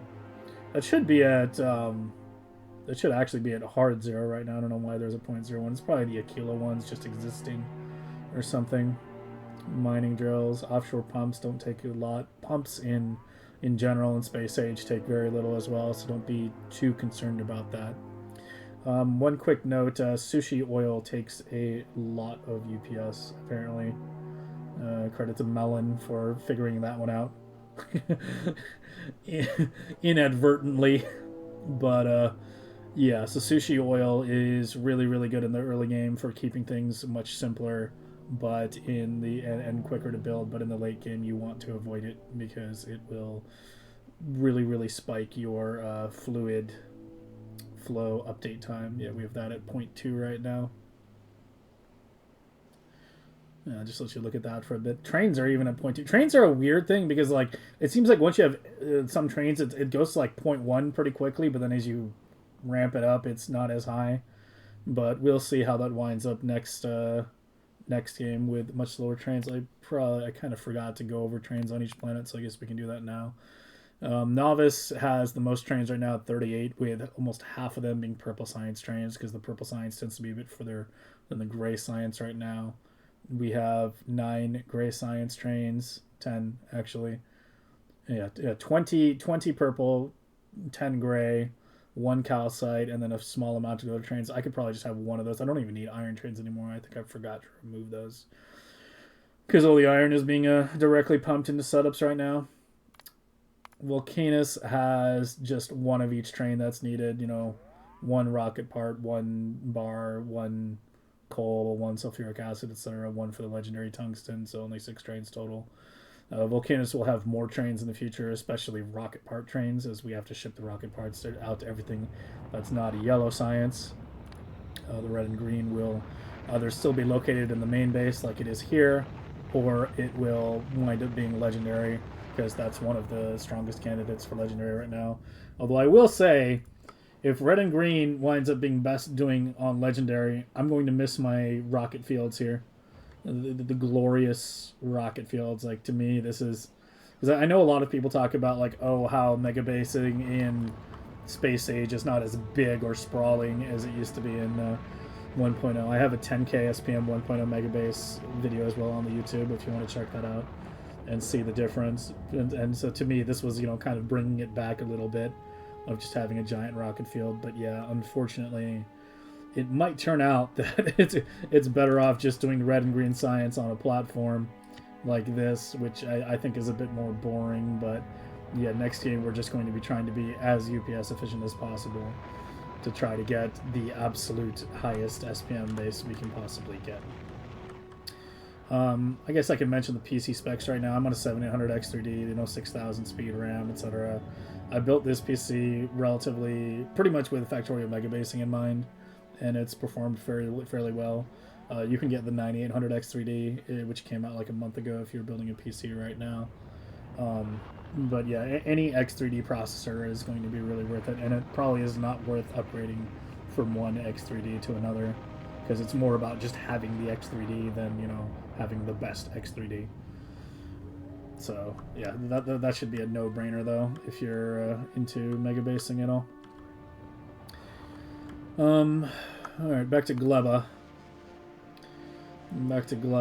Because we talked about the freshness here and how it's being transitioned to Nauvis. But we need to look at how Gleba is actually set up. So Gleba requires far more Yamako than Jellynut. I think when you're looking for map seeds to make a megabase on, Gleba is arguably one of the most important planets in order to make sure you get a good seed. Like, arguably, you could argue like Nauvis, Fulgora, Aquilo, Vulcanus essentially don't matter. But when you get to actual end game, but on Gleba, having a large Yamako area with a jelly relatively close to it, so you can do something like this to minimize the travel time, is pretty important for keeping your freshness high.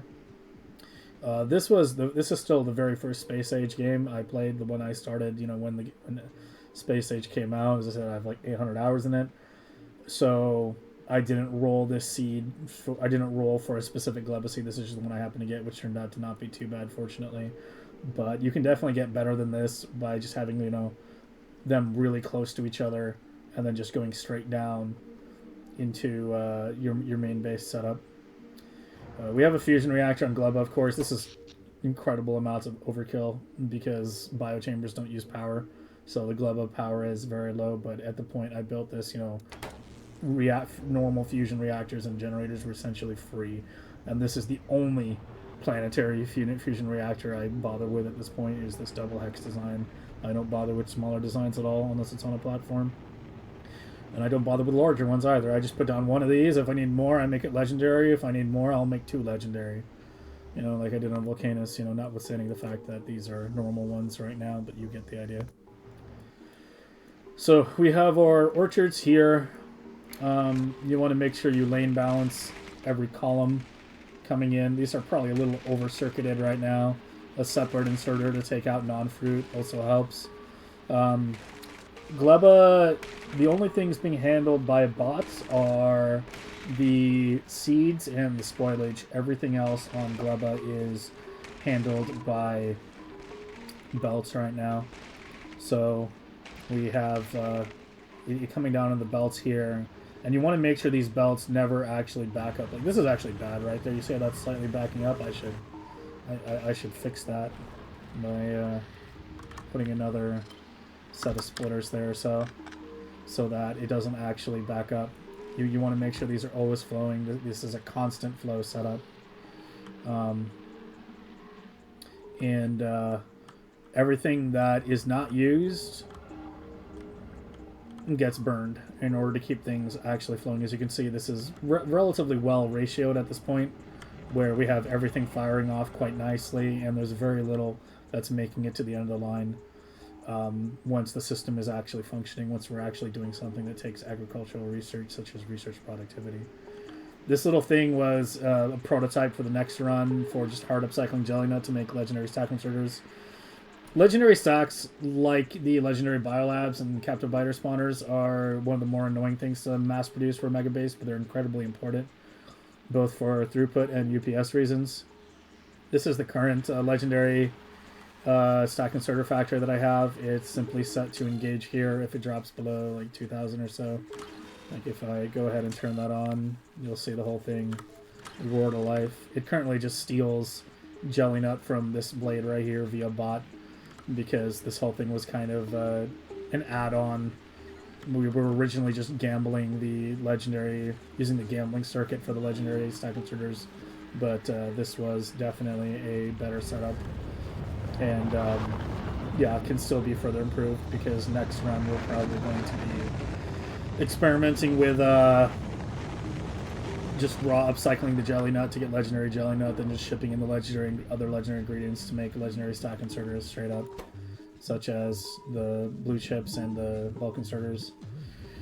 Carbon fiber will come from upcycling tool belts, most likely. You just need some red circuits added into that, and you can get that. So we'll do that on some other planet, then ship in the carbon fiber. And like having good interplanetary logistics is a huge part of endgame megabasing. In fact, it's like half of the entire problem. If half of it is designing the blueprints, the other half is your interplanetary logistics. And over here on this side, we've got our bioflux launchers and our carbon fiber launchers.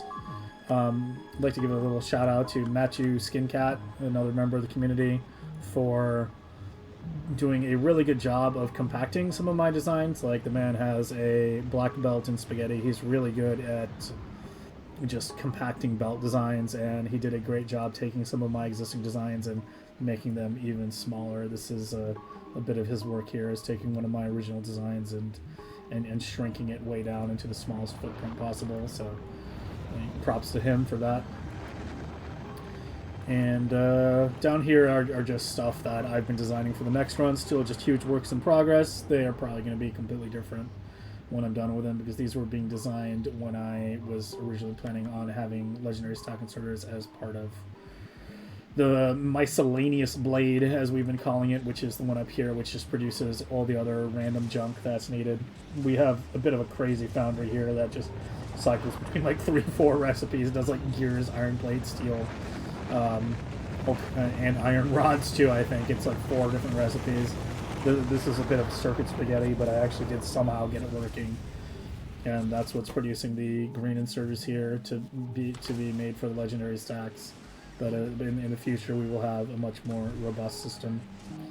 This is also producing the LDS and blue chips required for the rocket launches here.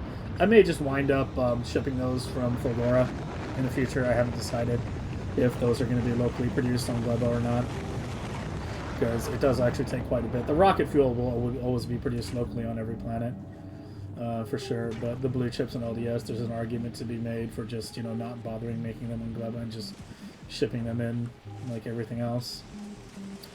We already covered the Automall up here, the new version with the fancy lights and the display panels that I'm very proud of. And yeah, the rest should be self-explanatory here. It's the same design philosophy that I have, applying everything as much direct insert as possible and squeezing in the beacons wherever you can.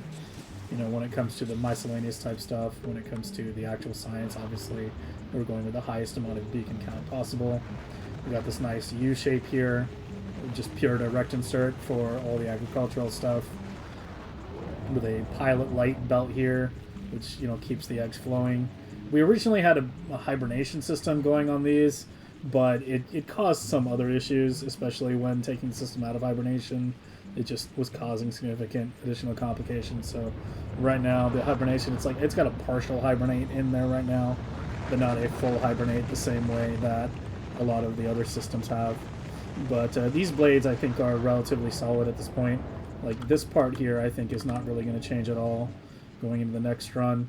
I could dispose of the bioflux and well, not nutrients, but bioflux at the end here to get the freshness slightly higher. We're at 97% right now. If we were being constantly disposed of and it was constantly flowing, we would have, a slightly higher freshness, but I don't know if it's really worth it, especially considering if it's being constantly disposed of down here and then these are constantly running, then you will need a much, much, much larger orchard and much more you know, just a much bigger area, much bigger spore cloud, etc., etc., etc. We got our generic silos in the middle here, very nicely put over the water, little island silos. That's they don't fire off very much right now. I think they mainly just fire off the legendary stack inserters, and that's it. Everything else has a dedicated silo. A word on dedicated silo launching in general. Anything that's high quantity, high throughput that you need to launch a lot of, you want to have on this kind of direct insert setup, because if you have it like this, these rockets are launching every 27 seconds. Like every 27 seconds, boom, rocket launch, rocket launch, rocket launch. If you have it so with a generic silo, then what happens is the rocket has to be ready before the bots start loading it. They won't load it while the rocket is rising. It has to be fully immersed before they load it. So even if you have the buffer chest really close by and a bunch of bots nearby, you're still going to be at about like something like 40 seconds per launch or so. Whereas this is like, 27 seconds per launch on the dot. Well, not on the dot. It's like 26.7 or something if you want to measure it super precisely. But that gets you, the highest possible throughput of rocket launching. So yeah, we covered the miscellaneous blade. The heads of these, I think, can be slightly improved. A couple of my viewers have come up with alternate versions that I've looked at, but haven't fully incorporated their improvements yet. It's something that needs to be thought about and considered a lot more and tested before I fully incorporate things. So yeah, the heads of these might be changing a bit, but in general, again, the same very, very heavy. We've been having a little.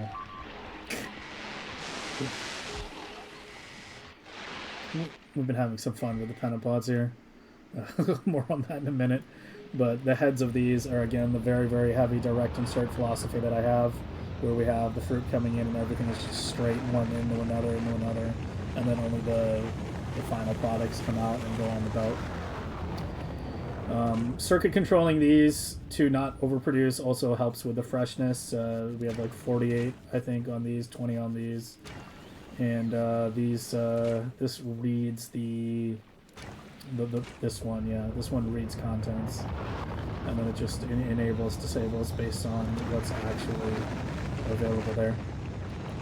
And all that comes together to get us, close to 98% freshness there, give or take, 97, 98-ish, and getting to Nauvis in time. Okay, we've dropped now but that's not because we run out of agriculture. It's because we ran out of promethium. Yeah, as you can see, the promethium meter at the very bottom is now empty, and I didn't switch it in time. So that's essentially how promethium works in the end game. You've got a good idea of how that operates now. As you buffer a large amount of it, you turn on the research, run it for a while, and then you turn it off. And ideally, you turn it off before the dip, so that your SPM stays relatively stable. I can switch this to the railgun shooting speed now as well. Last thing on Gleba, or last few things, we've got our little dashboard here to keep track of everything, to make sure we have plenty of seeds and whatnot. There's a seed alarm somewhere, I think it's up here, set to scream if seeds somehow drop too low, but ideally that should never be happening. When you process straight like this, you break even on seeds. When you do with prod, you go positive. So yeah, these were set on assembly machines intentionally because they're just there to dispose of the fruit ASAP, not to supply the base with seeds. Obviously, we need much more Yumako than Jelly Nut, because that's just the way things work out. Again, here it's 3 belts of Yumako, 1 belt of Jelly Nut, and so on. A bit of circuitry here, controlling how things go. I guess there's a few things I didn't really cover, such as these little short belts here, where these, basically grab their own eggs, and this could be slightly better done by having these not grab eggs, unless like this belt is completely empty or something. So there's a bit of improvement that can be done here, but there's also other circuits set up here with the hibernate system and whatnot, so that's something I might do a pass on at some point. But there you go, and we can also, since it's nighttime on Gleba right now, give you, a nice little night vision of Gleba as well. with all the nice glow. Unfortunately, I happen to do that right as the rocket launch is finished, but yeah. The night aesthetics of some of these planets with properly set up lighting is great, and yeah, I do kind of hate how night vision tends to ruin it all. I wish they'd give us a night vision toggle down here. That's like one thing I really want them to add, is a little toggle so I don't have to take off the goggles if I want to see, you know, the planet at night. But I think Gleba is definitely one of the prettier planets to look at. It's actually the only planet I didn't do concrete on. Like every other planet, we've gone ahead and concreted the base. You know, Aquilo has to be concrete. But yeah, Gleba has got some nice colors and terrain going on it, so we kind of tried to play into that a little bit.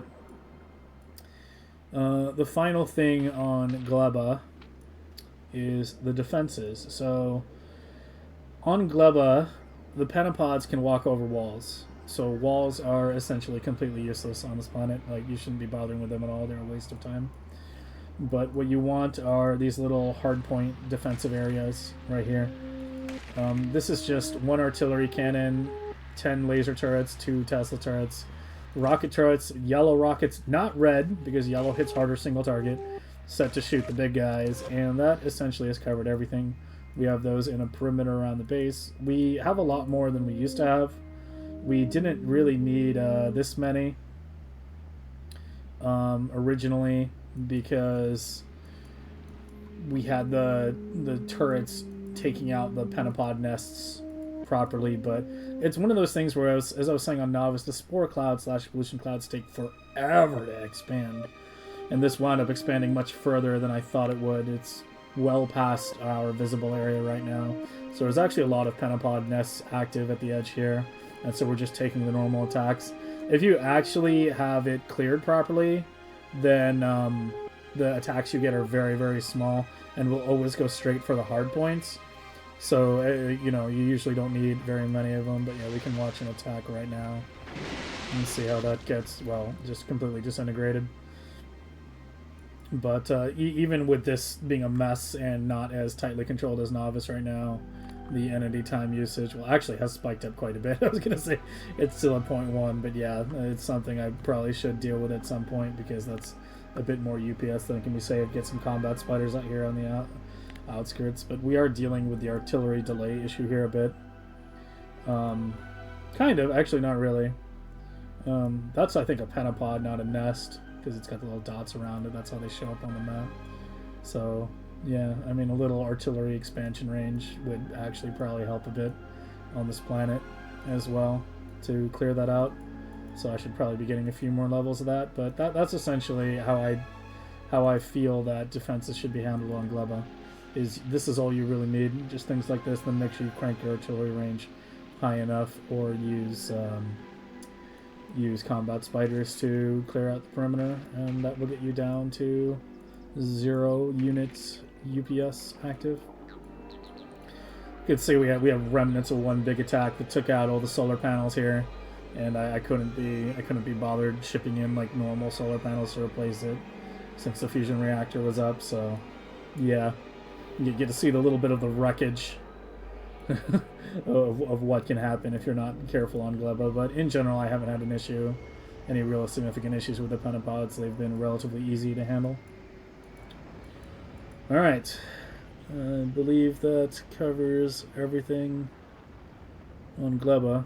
This was the planet where blade design originated on, to solve all this. You can see a bit of that in the really old Gleba video I put out a few months ago. Was the whole like super integrated, you know, fruit in and then everything else just done in one integrated setup. This was, yeah, where the blade design originated, but then got heavily expanded to, you know, planets like Vulcanus and Aquilo, which now exemplify the blade design better than Gleba does, because pipes are high throughput than fruits. Like, this is technically still a bus, you know, it's a fruit bus, but yeah, we still call this kind of design blades when it's a high throughput medium, and then all the intermediates are integrated. Again, check the blade design video if you want to hear more discussion about that.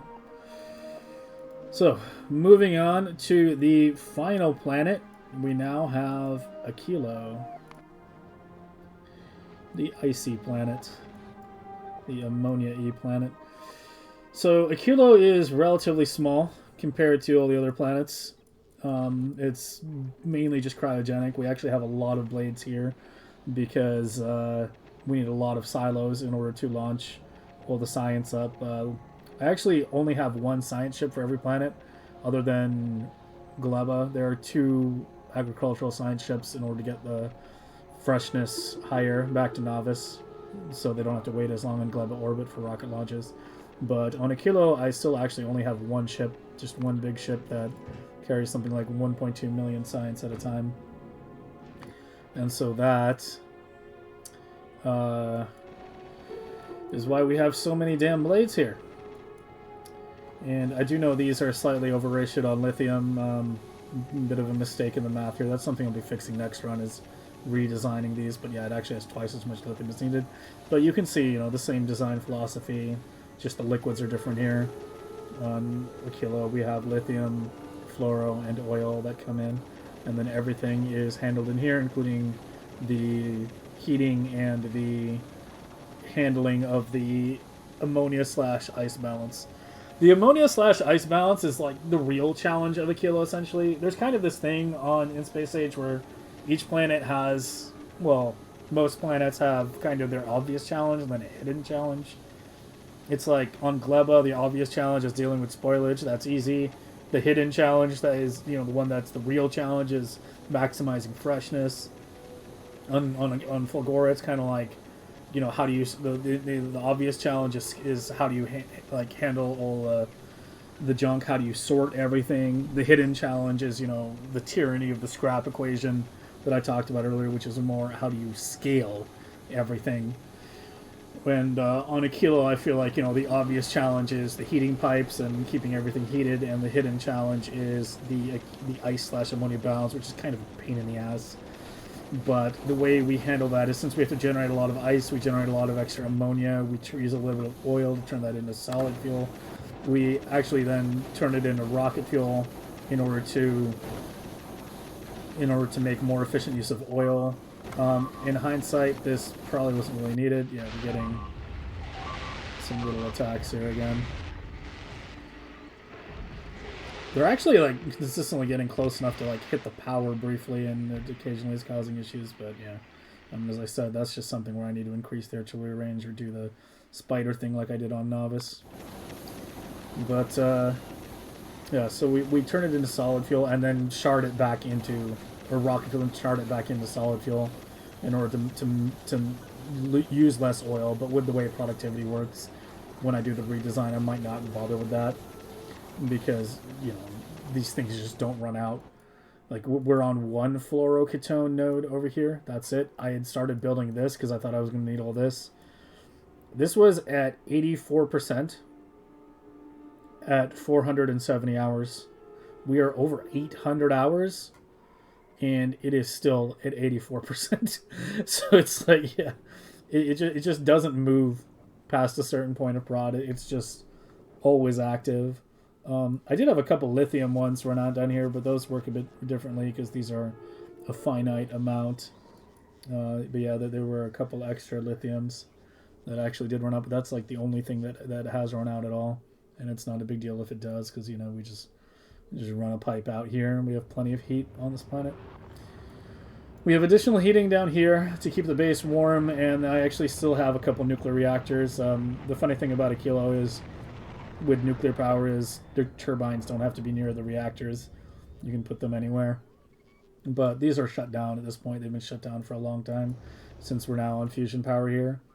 And they're just kind of left there for backup, just in case something goes wrong. But I haven't really had any major issues with Aquilo freezing. I did have some issue where, if cryogenic was shut down for a really long time, this area started to get frozen.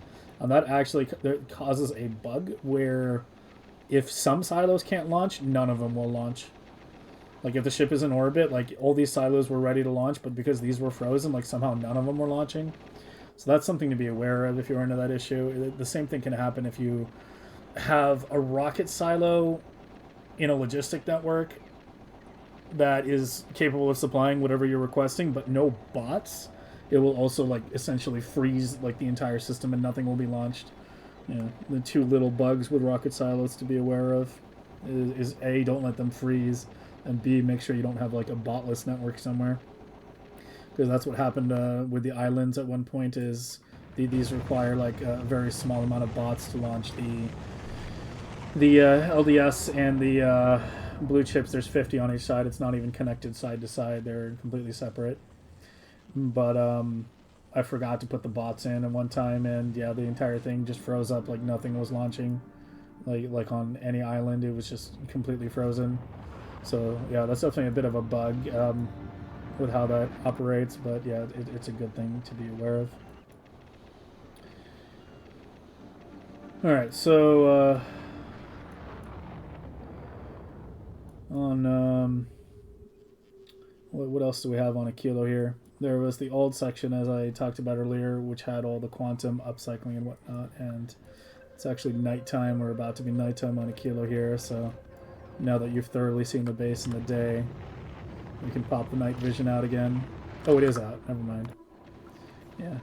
And we can get the full aesthetic experience of Aquilo. The night launches on the ammonia planet. We have another little blade here launching quantum processors. This is mainly for the Prometheum ships, obviously. But it also launches to, I think, Fulgora to make the quality fission reactors for all the Spidertrons and whatnot. But yeah, that's primarily for Prometheum. You do need quite a bit of cooling for the fluorocatone that comes in. You don't need a lot for the processing. These are only half beaconed, but this is full double rows. And still needed quite a bit. Yeah, it's just Gleba shit right now. We have the fusion reactor stuff being made over here. Yeah, let's just get one nice look at the launch there. Always nice to watch. Loading up that ship with 1.2 million cryogenic.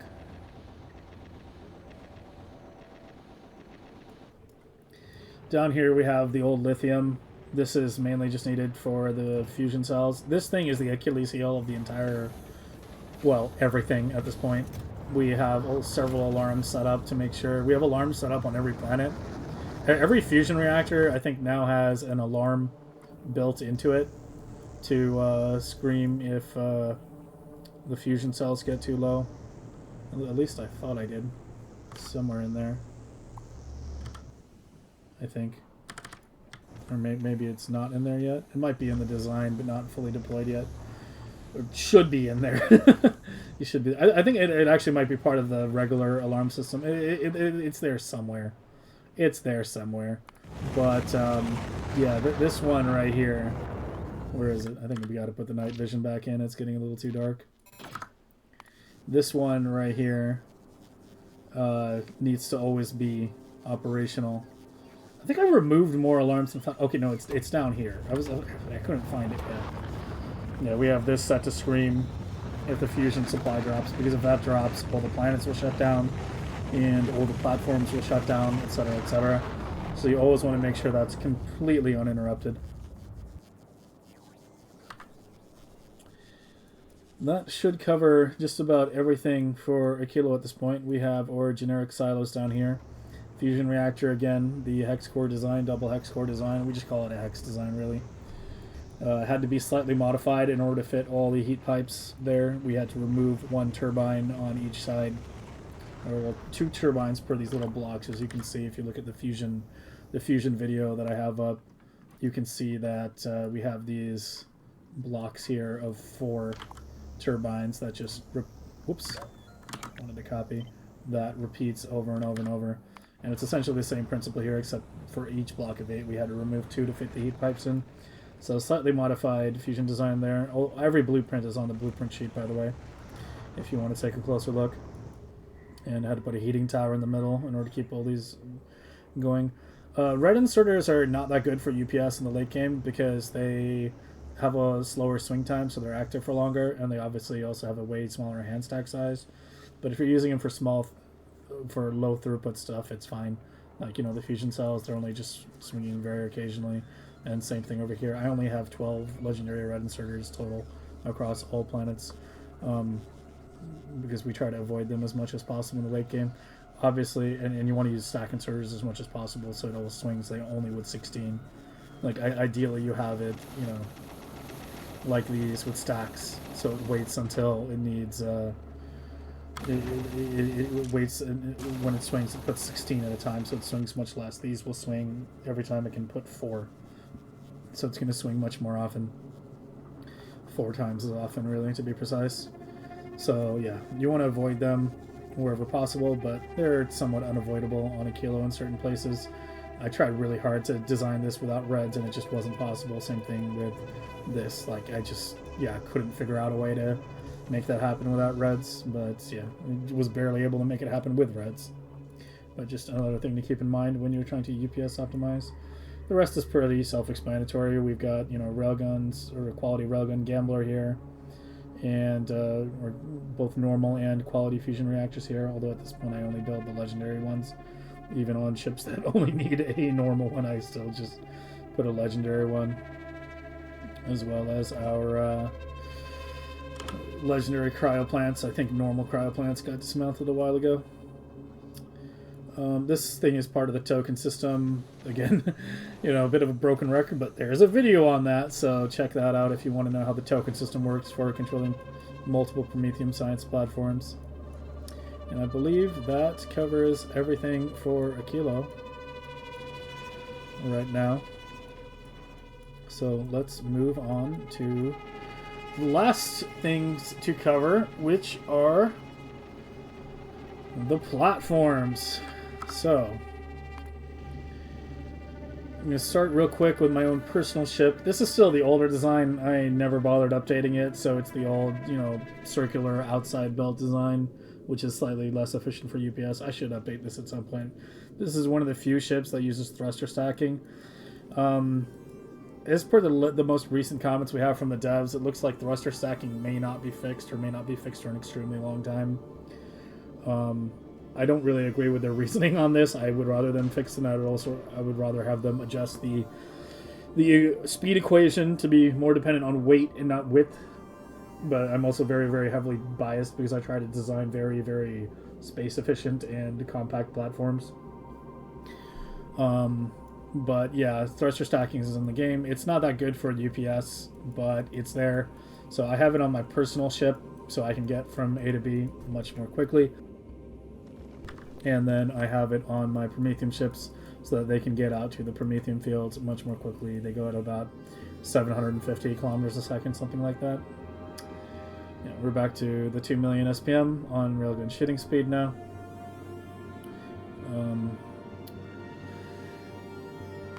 But yeah, personal platform just has a whole bunch of random stuff. You know, you probably have a pretty good idea of what this looks like. It's just, you know, the one that ferries me around and sometimes ferries random stuff that isn't normally being carried by the main cargo ship. So we have one cargo ship. That's it. There's one big cargo ship which goes around all the planets. It's about 8 minutes to make a cycle through all the planets, and it always has a timeout on every planet, so it always keeps moving, because much like the fusion stuff on Aquilo, if this were to ever stop, then everything comes crashing down, because, you know, this has to pick up the holmium from Fulgora, then drop it off at Aquilo, pick up the fusion cells from Aquilo, take it all around, and that's what's needed in order to keep everything going at this point. So this ship, very, very important. It never stops. This is the most modern design. Again, I have a video on that goes into much greater depth on the endgame platform designs that I currently use, with these diagonal thruster designs and the grabbers at the end only on the sides. We have around, I think, 200 or so cargo bays on this one. 216. And yeah, it just picks up everything from every planet and then drops off stuff where needed.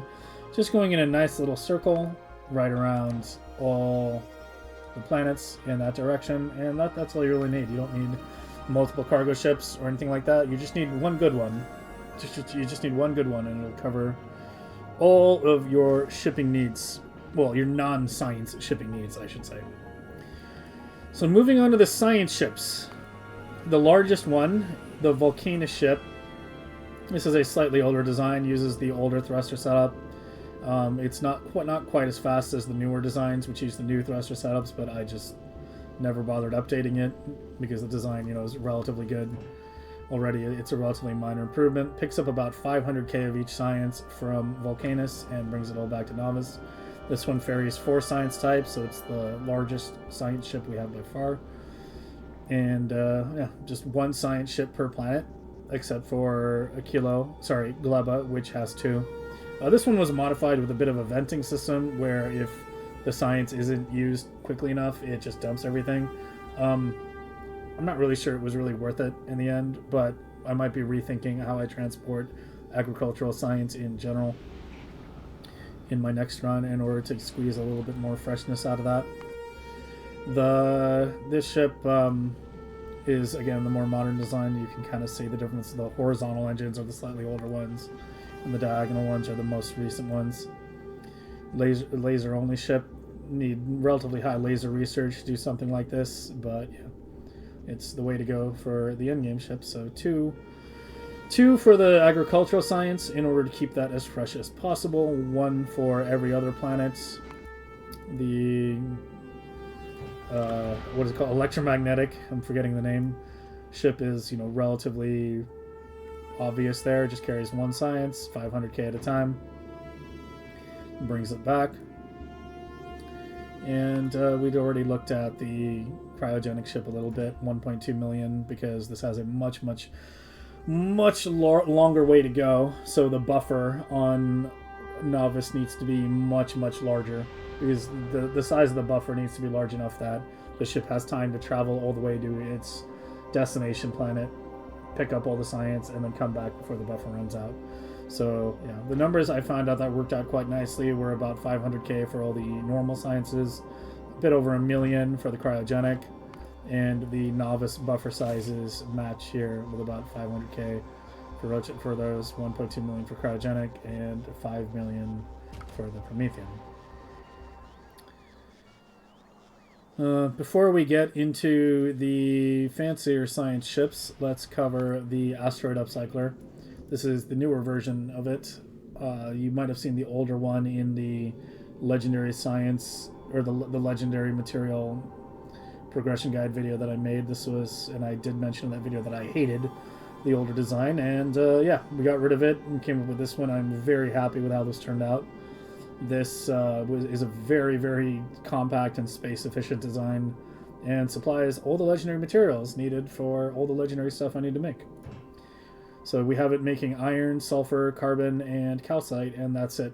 We don't bother with legendary ice, and and for legendary copper, that comes from the LDS shuffle, which is located on Vulcanus over here.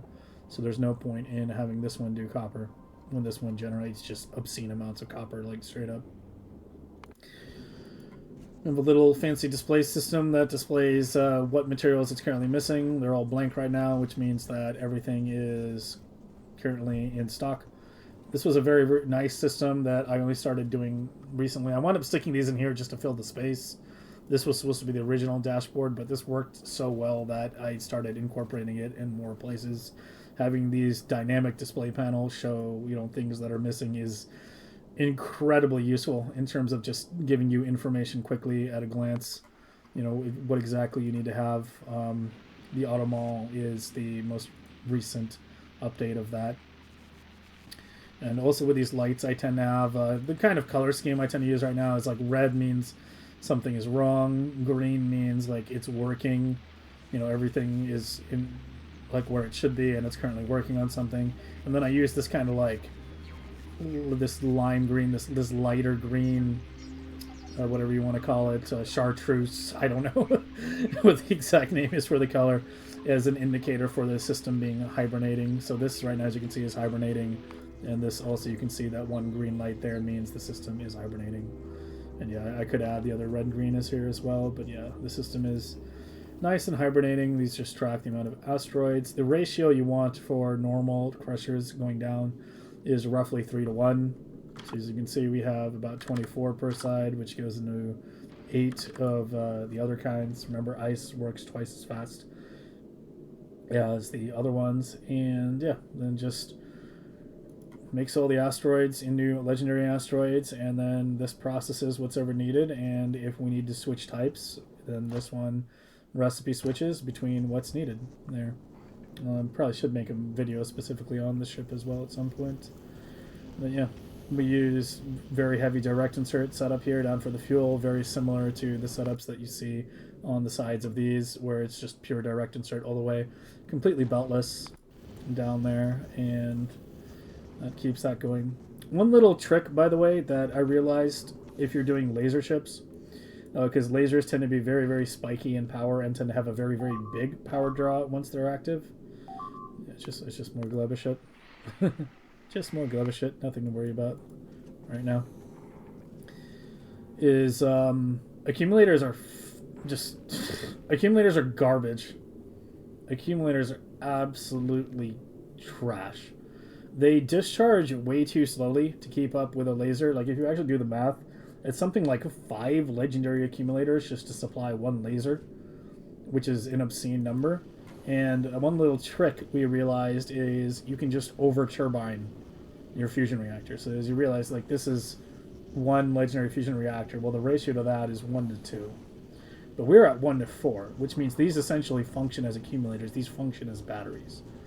And so that handles the extra spike for the lasers, is having those extra turbines turn on and having them be, you know, filled with plasma.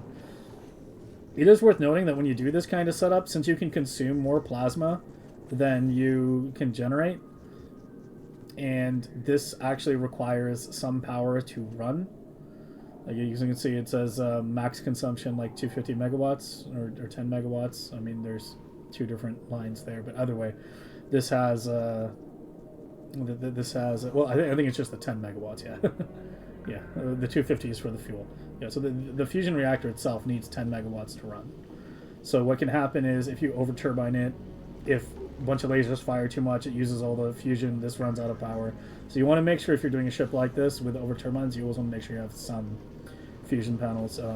It's just a good idea to always have some fusion panels as part of your designs to help with jump starting, though, anyway. So yeah, that's just something that's just standard on every ship now, is no matter what, they always have at least one legendary solar panel to make sure that that little brownout issue can't happen. That little death spiral is something you need to be aware of when you're over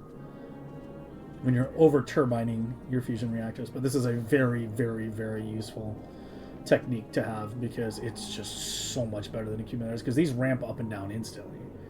These have a limit to how fast they can discharge. There's no limit on these. These ramp up and down instantly. They function as way better batteries than accumulators do. I actually think they need to buff accumulators, or even better yet, give us a higher tier of accumulator that's, say, maybe slightly larger and just way more beefy, because, yeah, accumulators in their current state are, yeah, just really, really bad once you get to fusion tech level and start using, like, very spiky power draw things.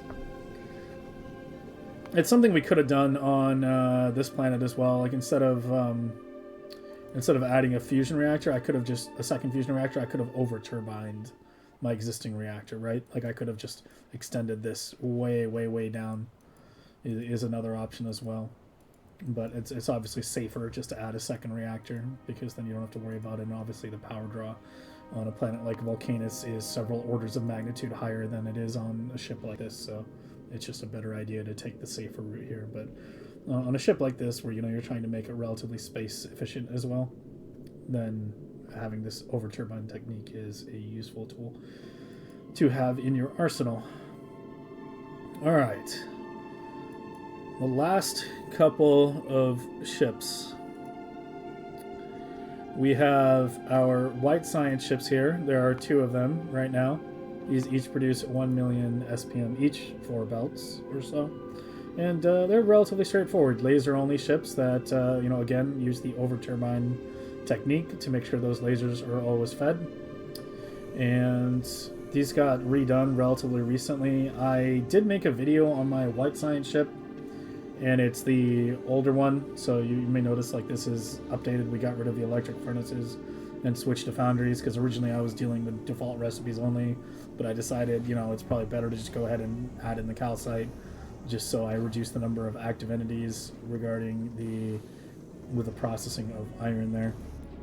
And these belts just flow nicely through everything. These stay nice and saturated. This, yeah, nice little ship. We can see right here our science right here.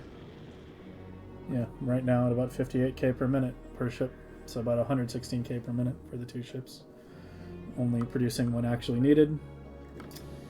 And yeah, I'm pretty happy with how these turned out. Although, as we did discuss earlier, it's going to be replaced with this monster once you get to relatively high SPM. Probably once you get to like 2 million or higher, it's worth switching to this ship, which is a little bit more UPS efficient, apparently, despite having 1 million inserters and active entities.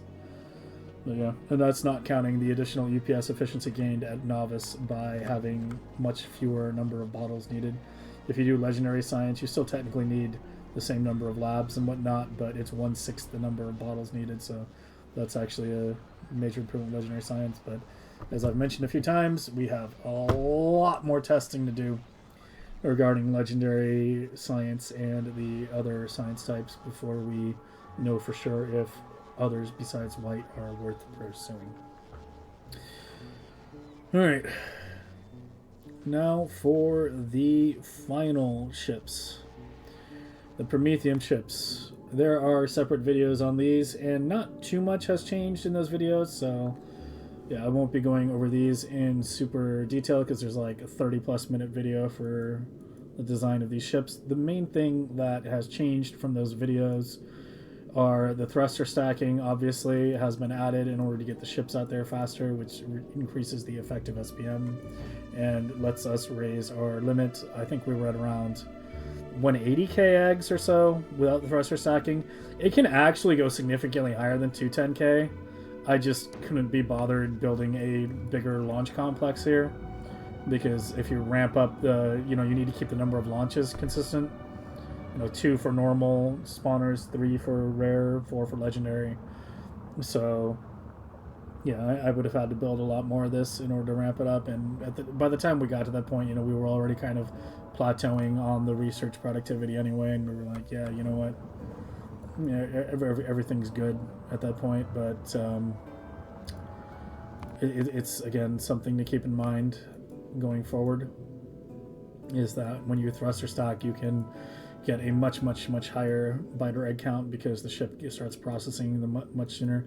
The thrusters, you do want to cut them past a certain point. I'd simply have it on a timer. There is a timer in here that starts once the eggs get loaded, and that timer governs a lot of the safety systems, so we just leech off that T value, and around 50k ticks after when the eggs first get loaded is when the ship is deep enough to cut the thruster stacking, to cut the bottom 2 engines and still be able to pull in the maximum number of Prometheum, because it's deep enough at that point, which is something around 300,000 kilometers and 300,000 kilometers, and it'll be deep enough to be always saturated. So having the thruster stacking on at that point is a waste, because it just winds up going much deeper than it actually needs to go. The other thing that's changed significantly, aside from a much more heavily expanded fuel section, this is also why I only went with 3, because I would have had to redesign the whole thing in order to make it make a bigger fuel section if I went to any more. Is the side grabbers here. Like, we only grab Prometheum on the front now, and then we just use dedicated grabbers on the side here, like the same way we do on the advanced design ships here, where it's just one for carbon, one for ice, one for metal, and the collectors themselves function as the buffers. So that's what we have going on over here now. This one required a belt because the ice is a picky bastard, but on this side we didn't bother with it. These are actually depleted right now, but it's not actually an issue because, the rockets are full, and if the ship starts moving, it'll fill up again pretty quickly. It's not going to run out of rockets before it gets more carbon, no matter where it heads. But yeah, these side grabbers only for the stuff to actually keep the ship running, and then keeping the front Prometheum only results in an overall smaller footprint for the ship design. If you remove the thruster stacking entirely, I think these ships were something like 1,600, 1,700 tons each. The thruster stacking actually adds quite a bit. They're very, very lightweight in terms of Prometheum ships compared to some of the other designs I've seen people do. I kind of went the opposite direction from what a lot of is being done in the community right now. I went with smaller ships that simply get out there faster rather than having one ginormous ship or something like that. But you know, both approaches are valid. Which one is actually higher for effective SPM with UPS in mind is something that needs to be tested much more heavily and is really, really subject to the particular design that you're doing. But yeah, we do biter egg haulers here because they tend to be better than chunk haulers. But yeah, that should cover it for the Prometheum ship. Need about, I think, 10, 11, 12, something like that railgun shooting speed research in order to do the 3-to-1 pattern. Otherwise, you need to do like a 2-to-1 pattern, or you'll get chipped. So your early game Prometheum ship is going to look a bit different, different than this. I do need to design a non-legendary Prometheum ship at some point too, like as a starter ship, because my older ones are just really, really big, like 4,000 tons, and have a lot of unnecessary stuff. Like you can see the sheer number of cryogenic plants I had in here of normal quality. Ignore the fact that these are legendary in this blueprint because they got upgraded later, but it was originally ratioed around normal quality. So yeah, it's something that and to keep in mind is that your Prometheum ships become a lot smaller when you have legendary, especially regarding the power, because legendary beacons use only 80 kilowatts and normal ones use like 480. So not only do you need a larger reactor because your reactor isn't quality, but you need an even larger one because of your beacons sucking down so much more power. Like, I can't remember how big it was over here, but it was, yeah, these had 4 core big reactors. So yeah, we'll be completely designing a normal Prometheum ship from scratch, but you can see that has slightly more railguns per collector than this one did as well.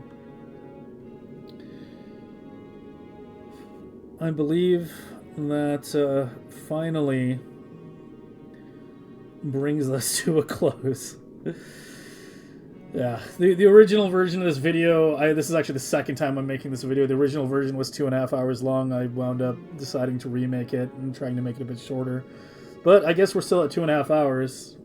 So I kind of failed in shrinking that in that regard.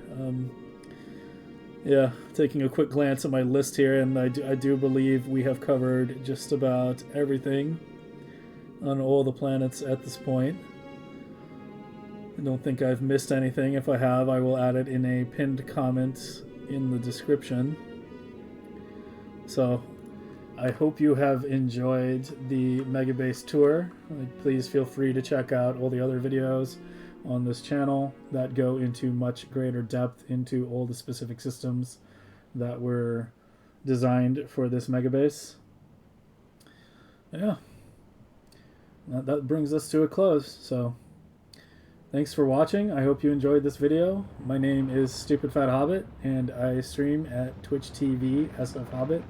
Link in the description, and all the blueprints that are used in this Megabase are also on that blueprint sheet, freely available. There might be a few that are still missing that'll be updated soon, like I believe the latest version of the Automall is not up there yet. But yeah, they'll all be up there eventually, and I will be putting this Megabase up on there as well, hopefully within the next week or so. There's just a few little refinements I want to make before I make the save file public. But yeah, it'll all be there for you to inspect more closely if you want to take a good look at it.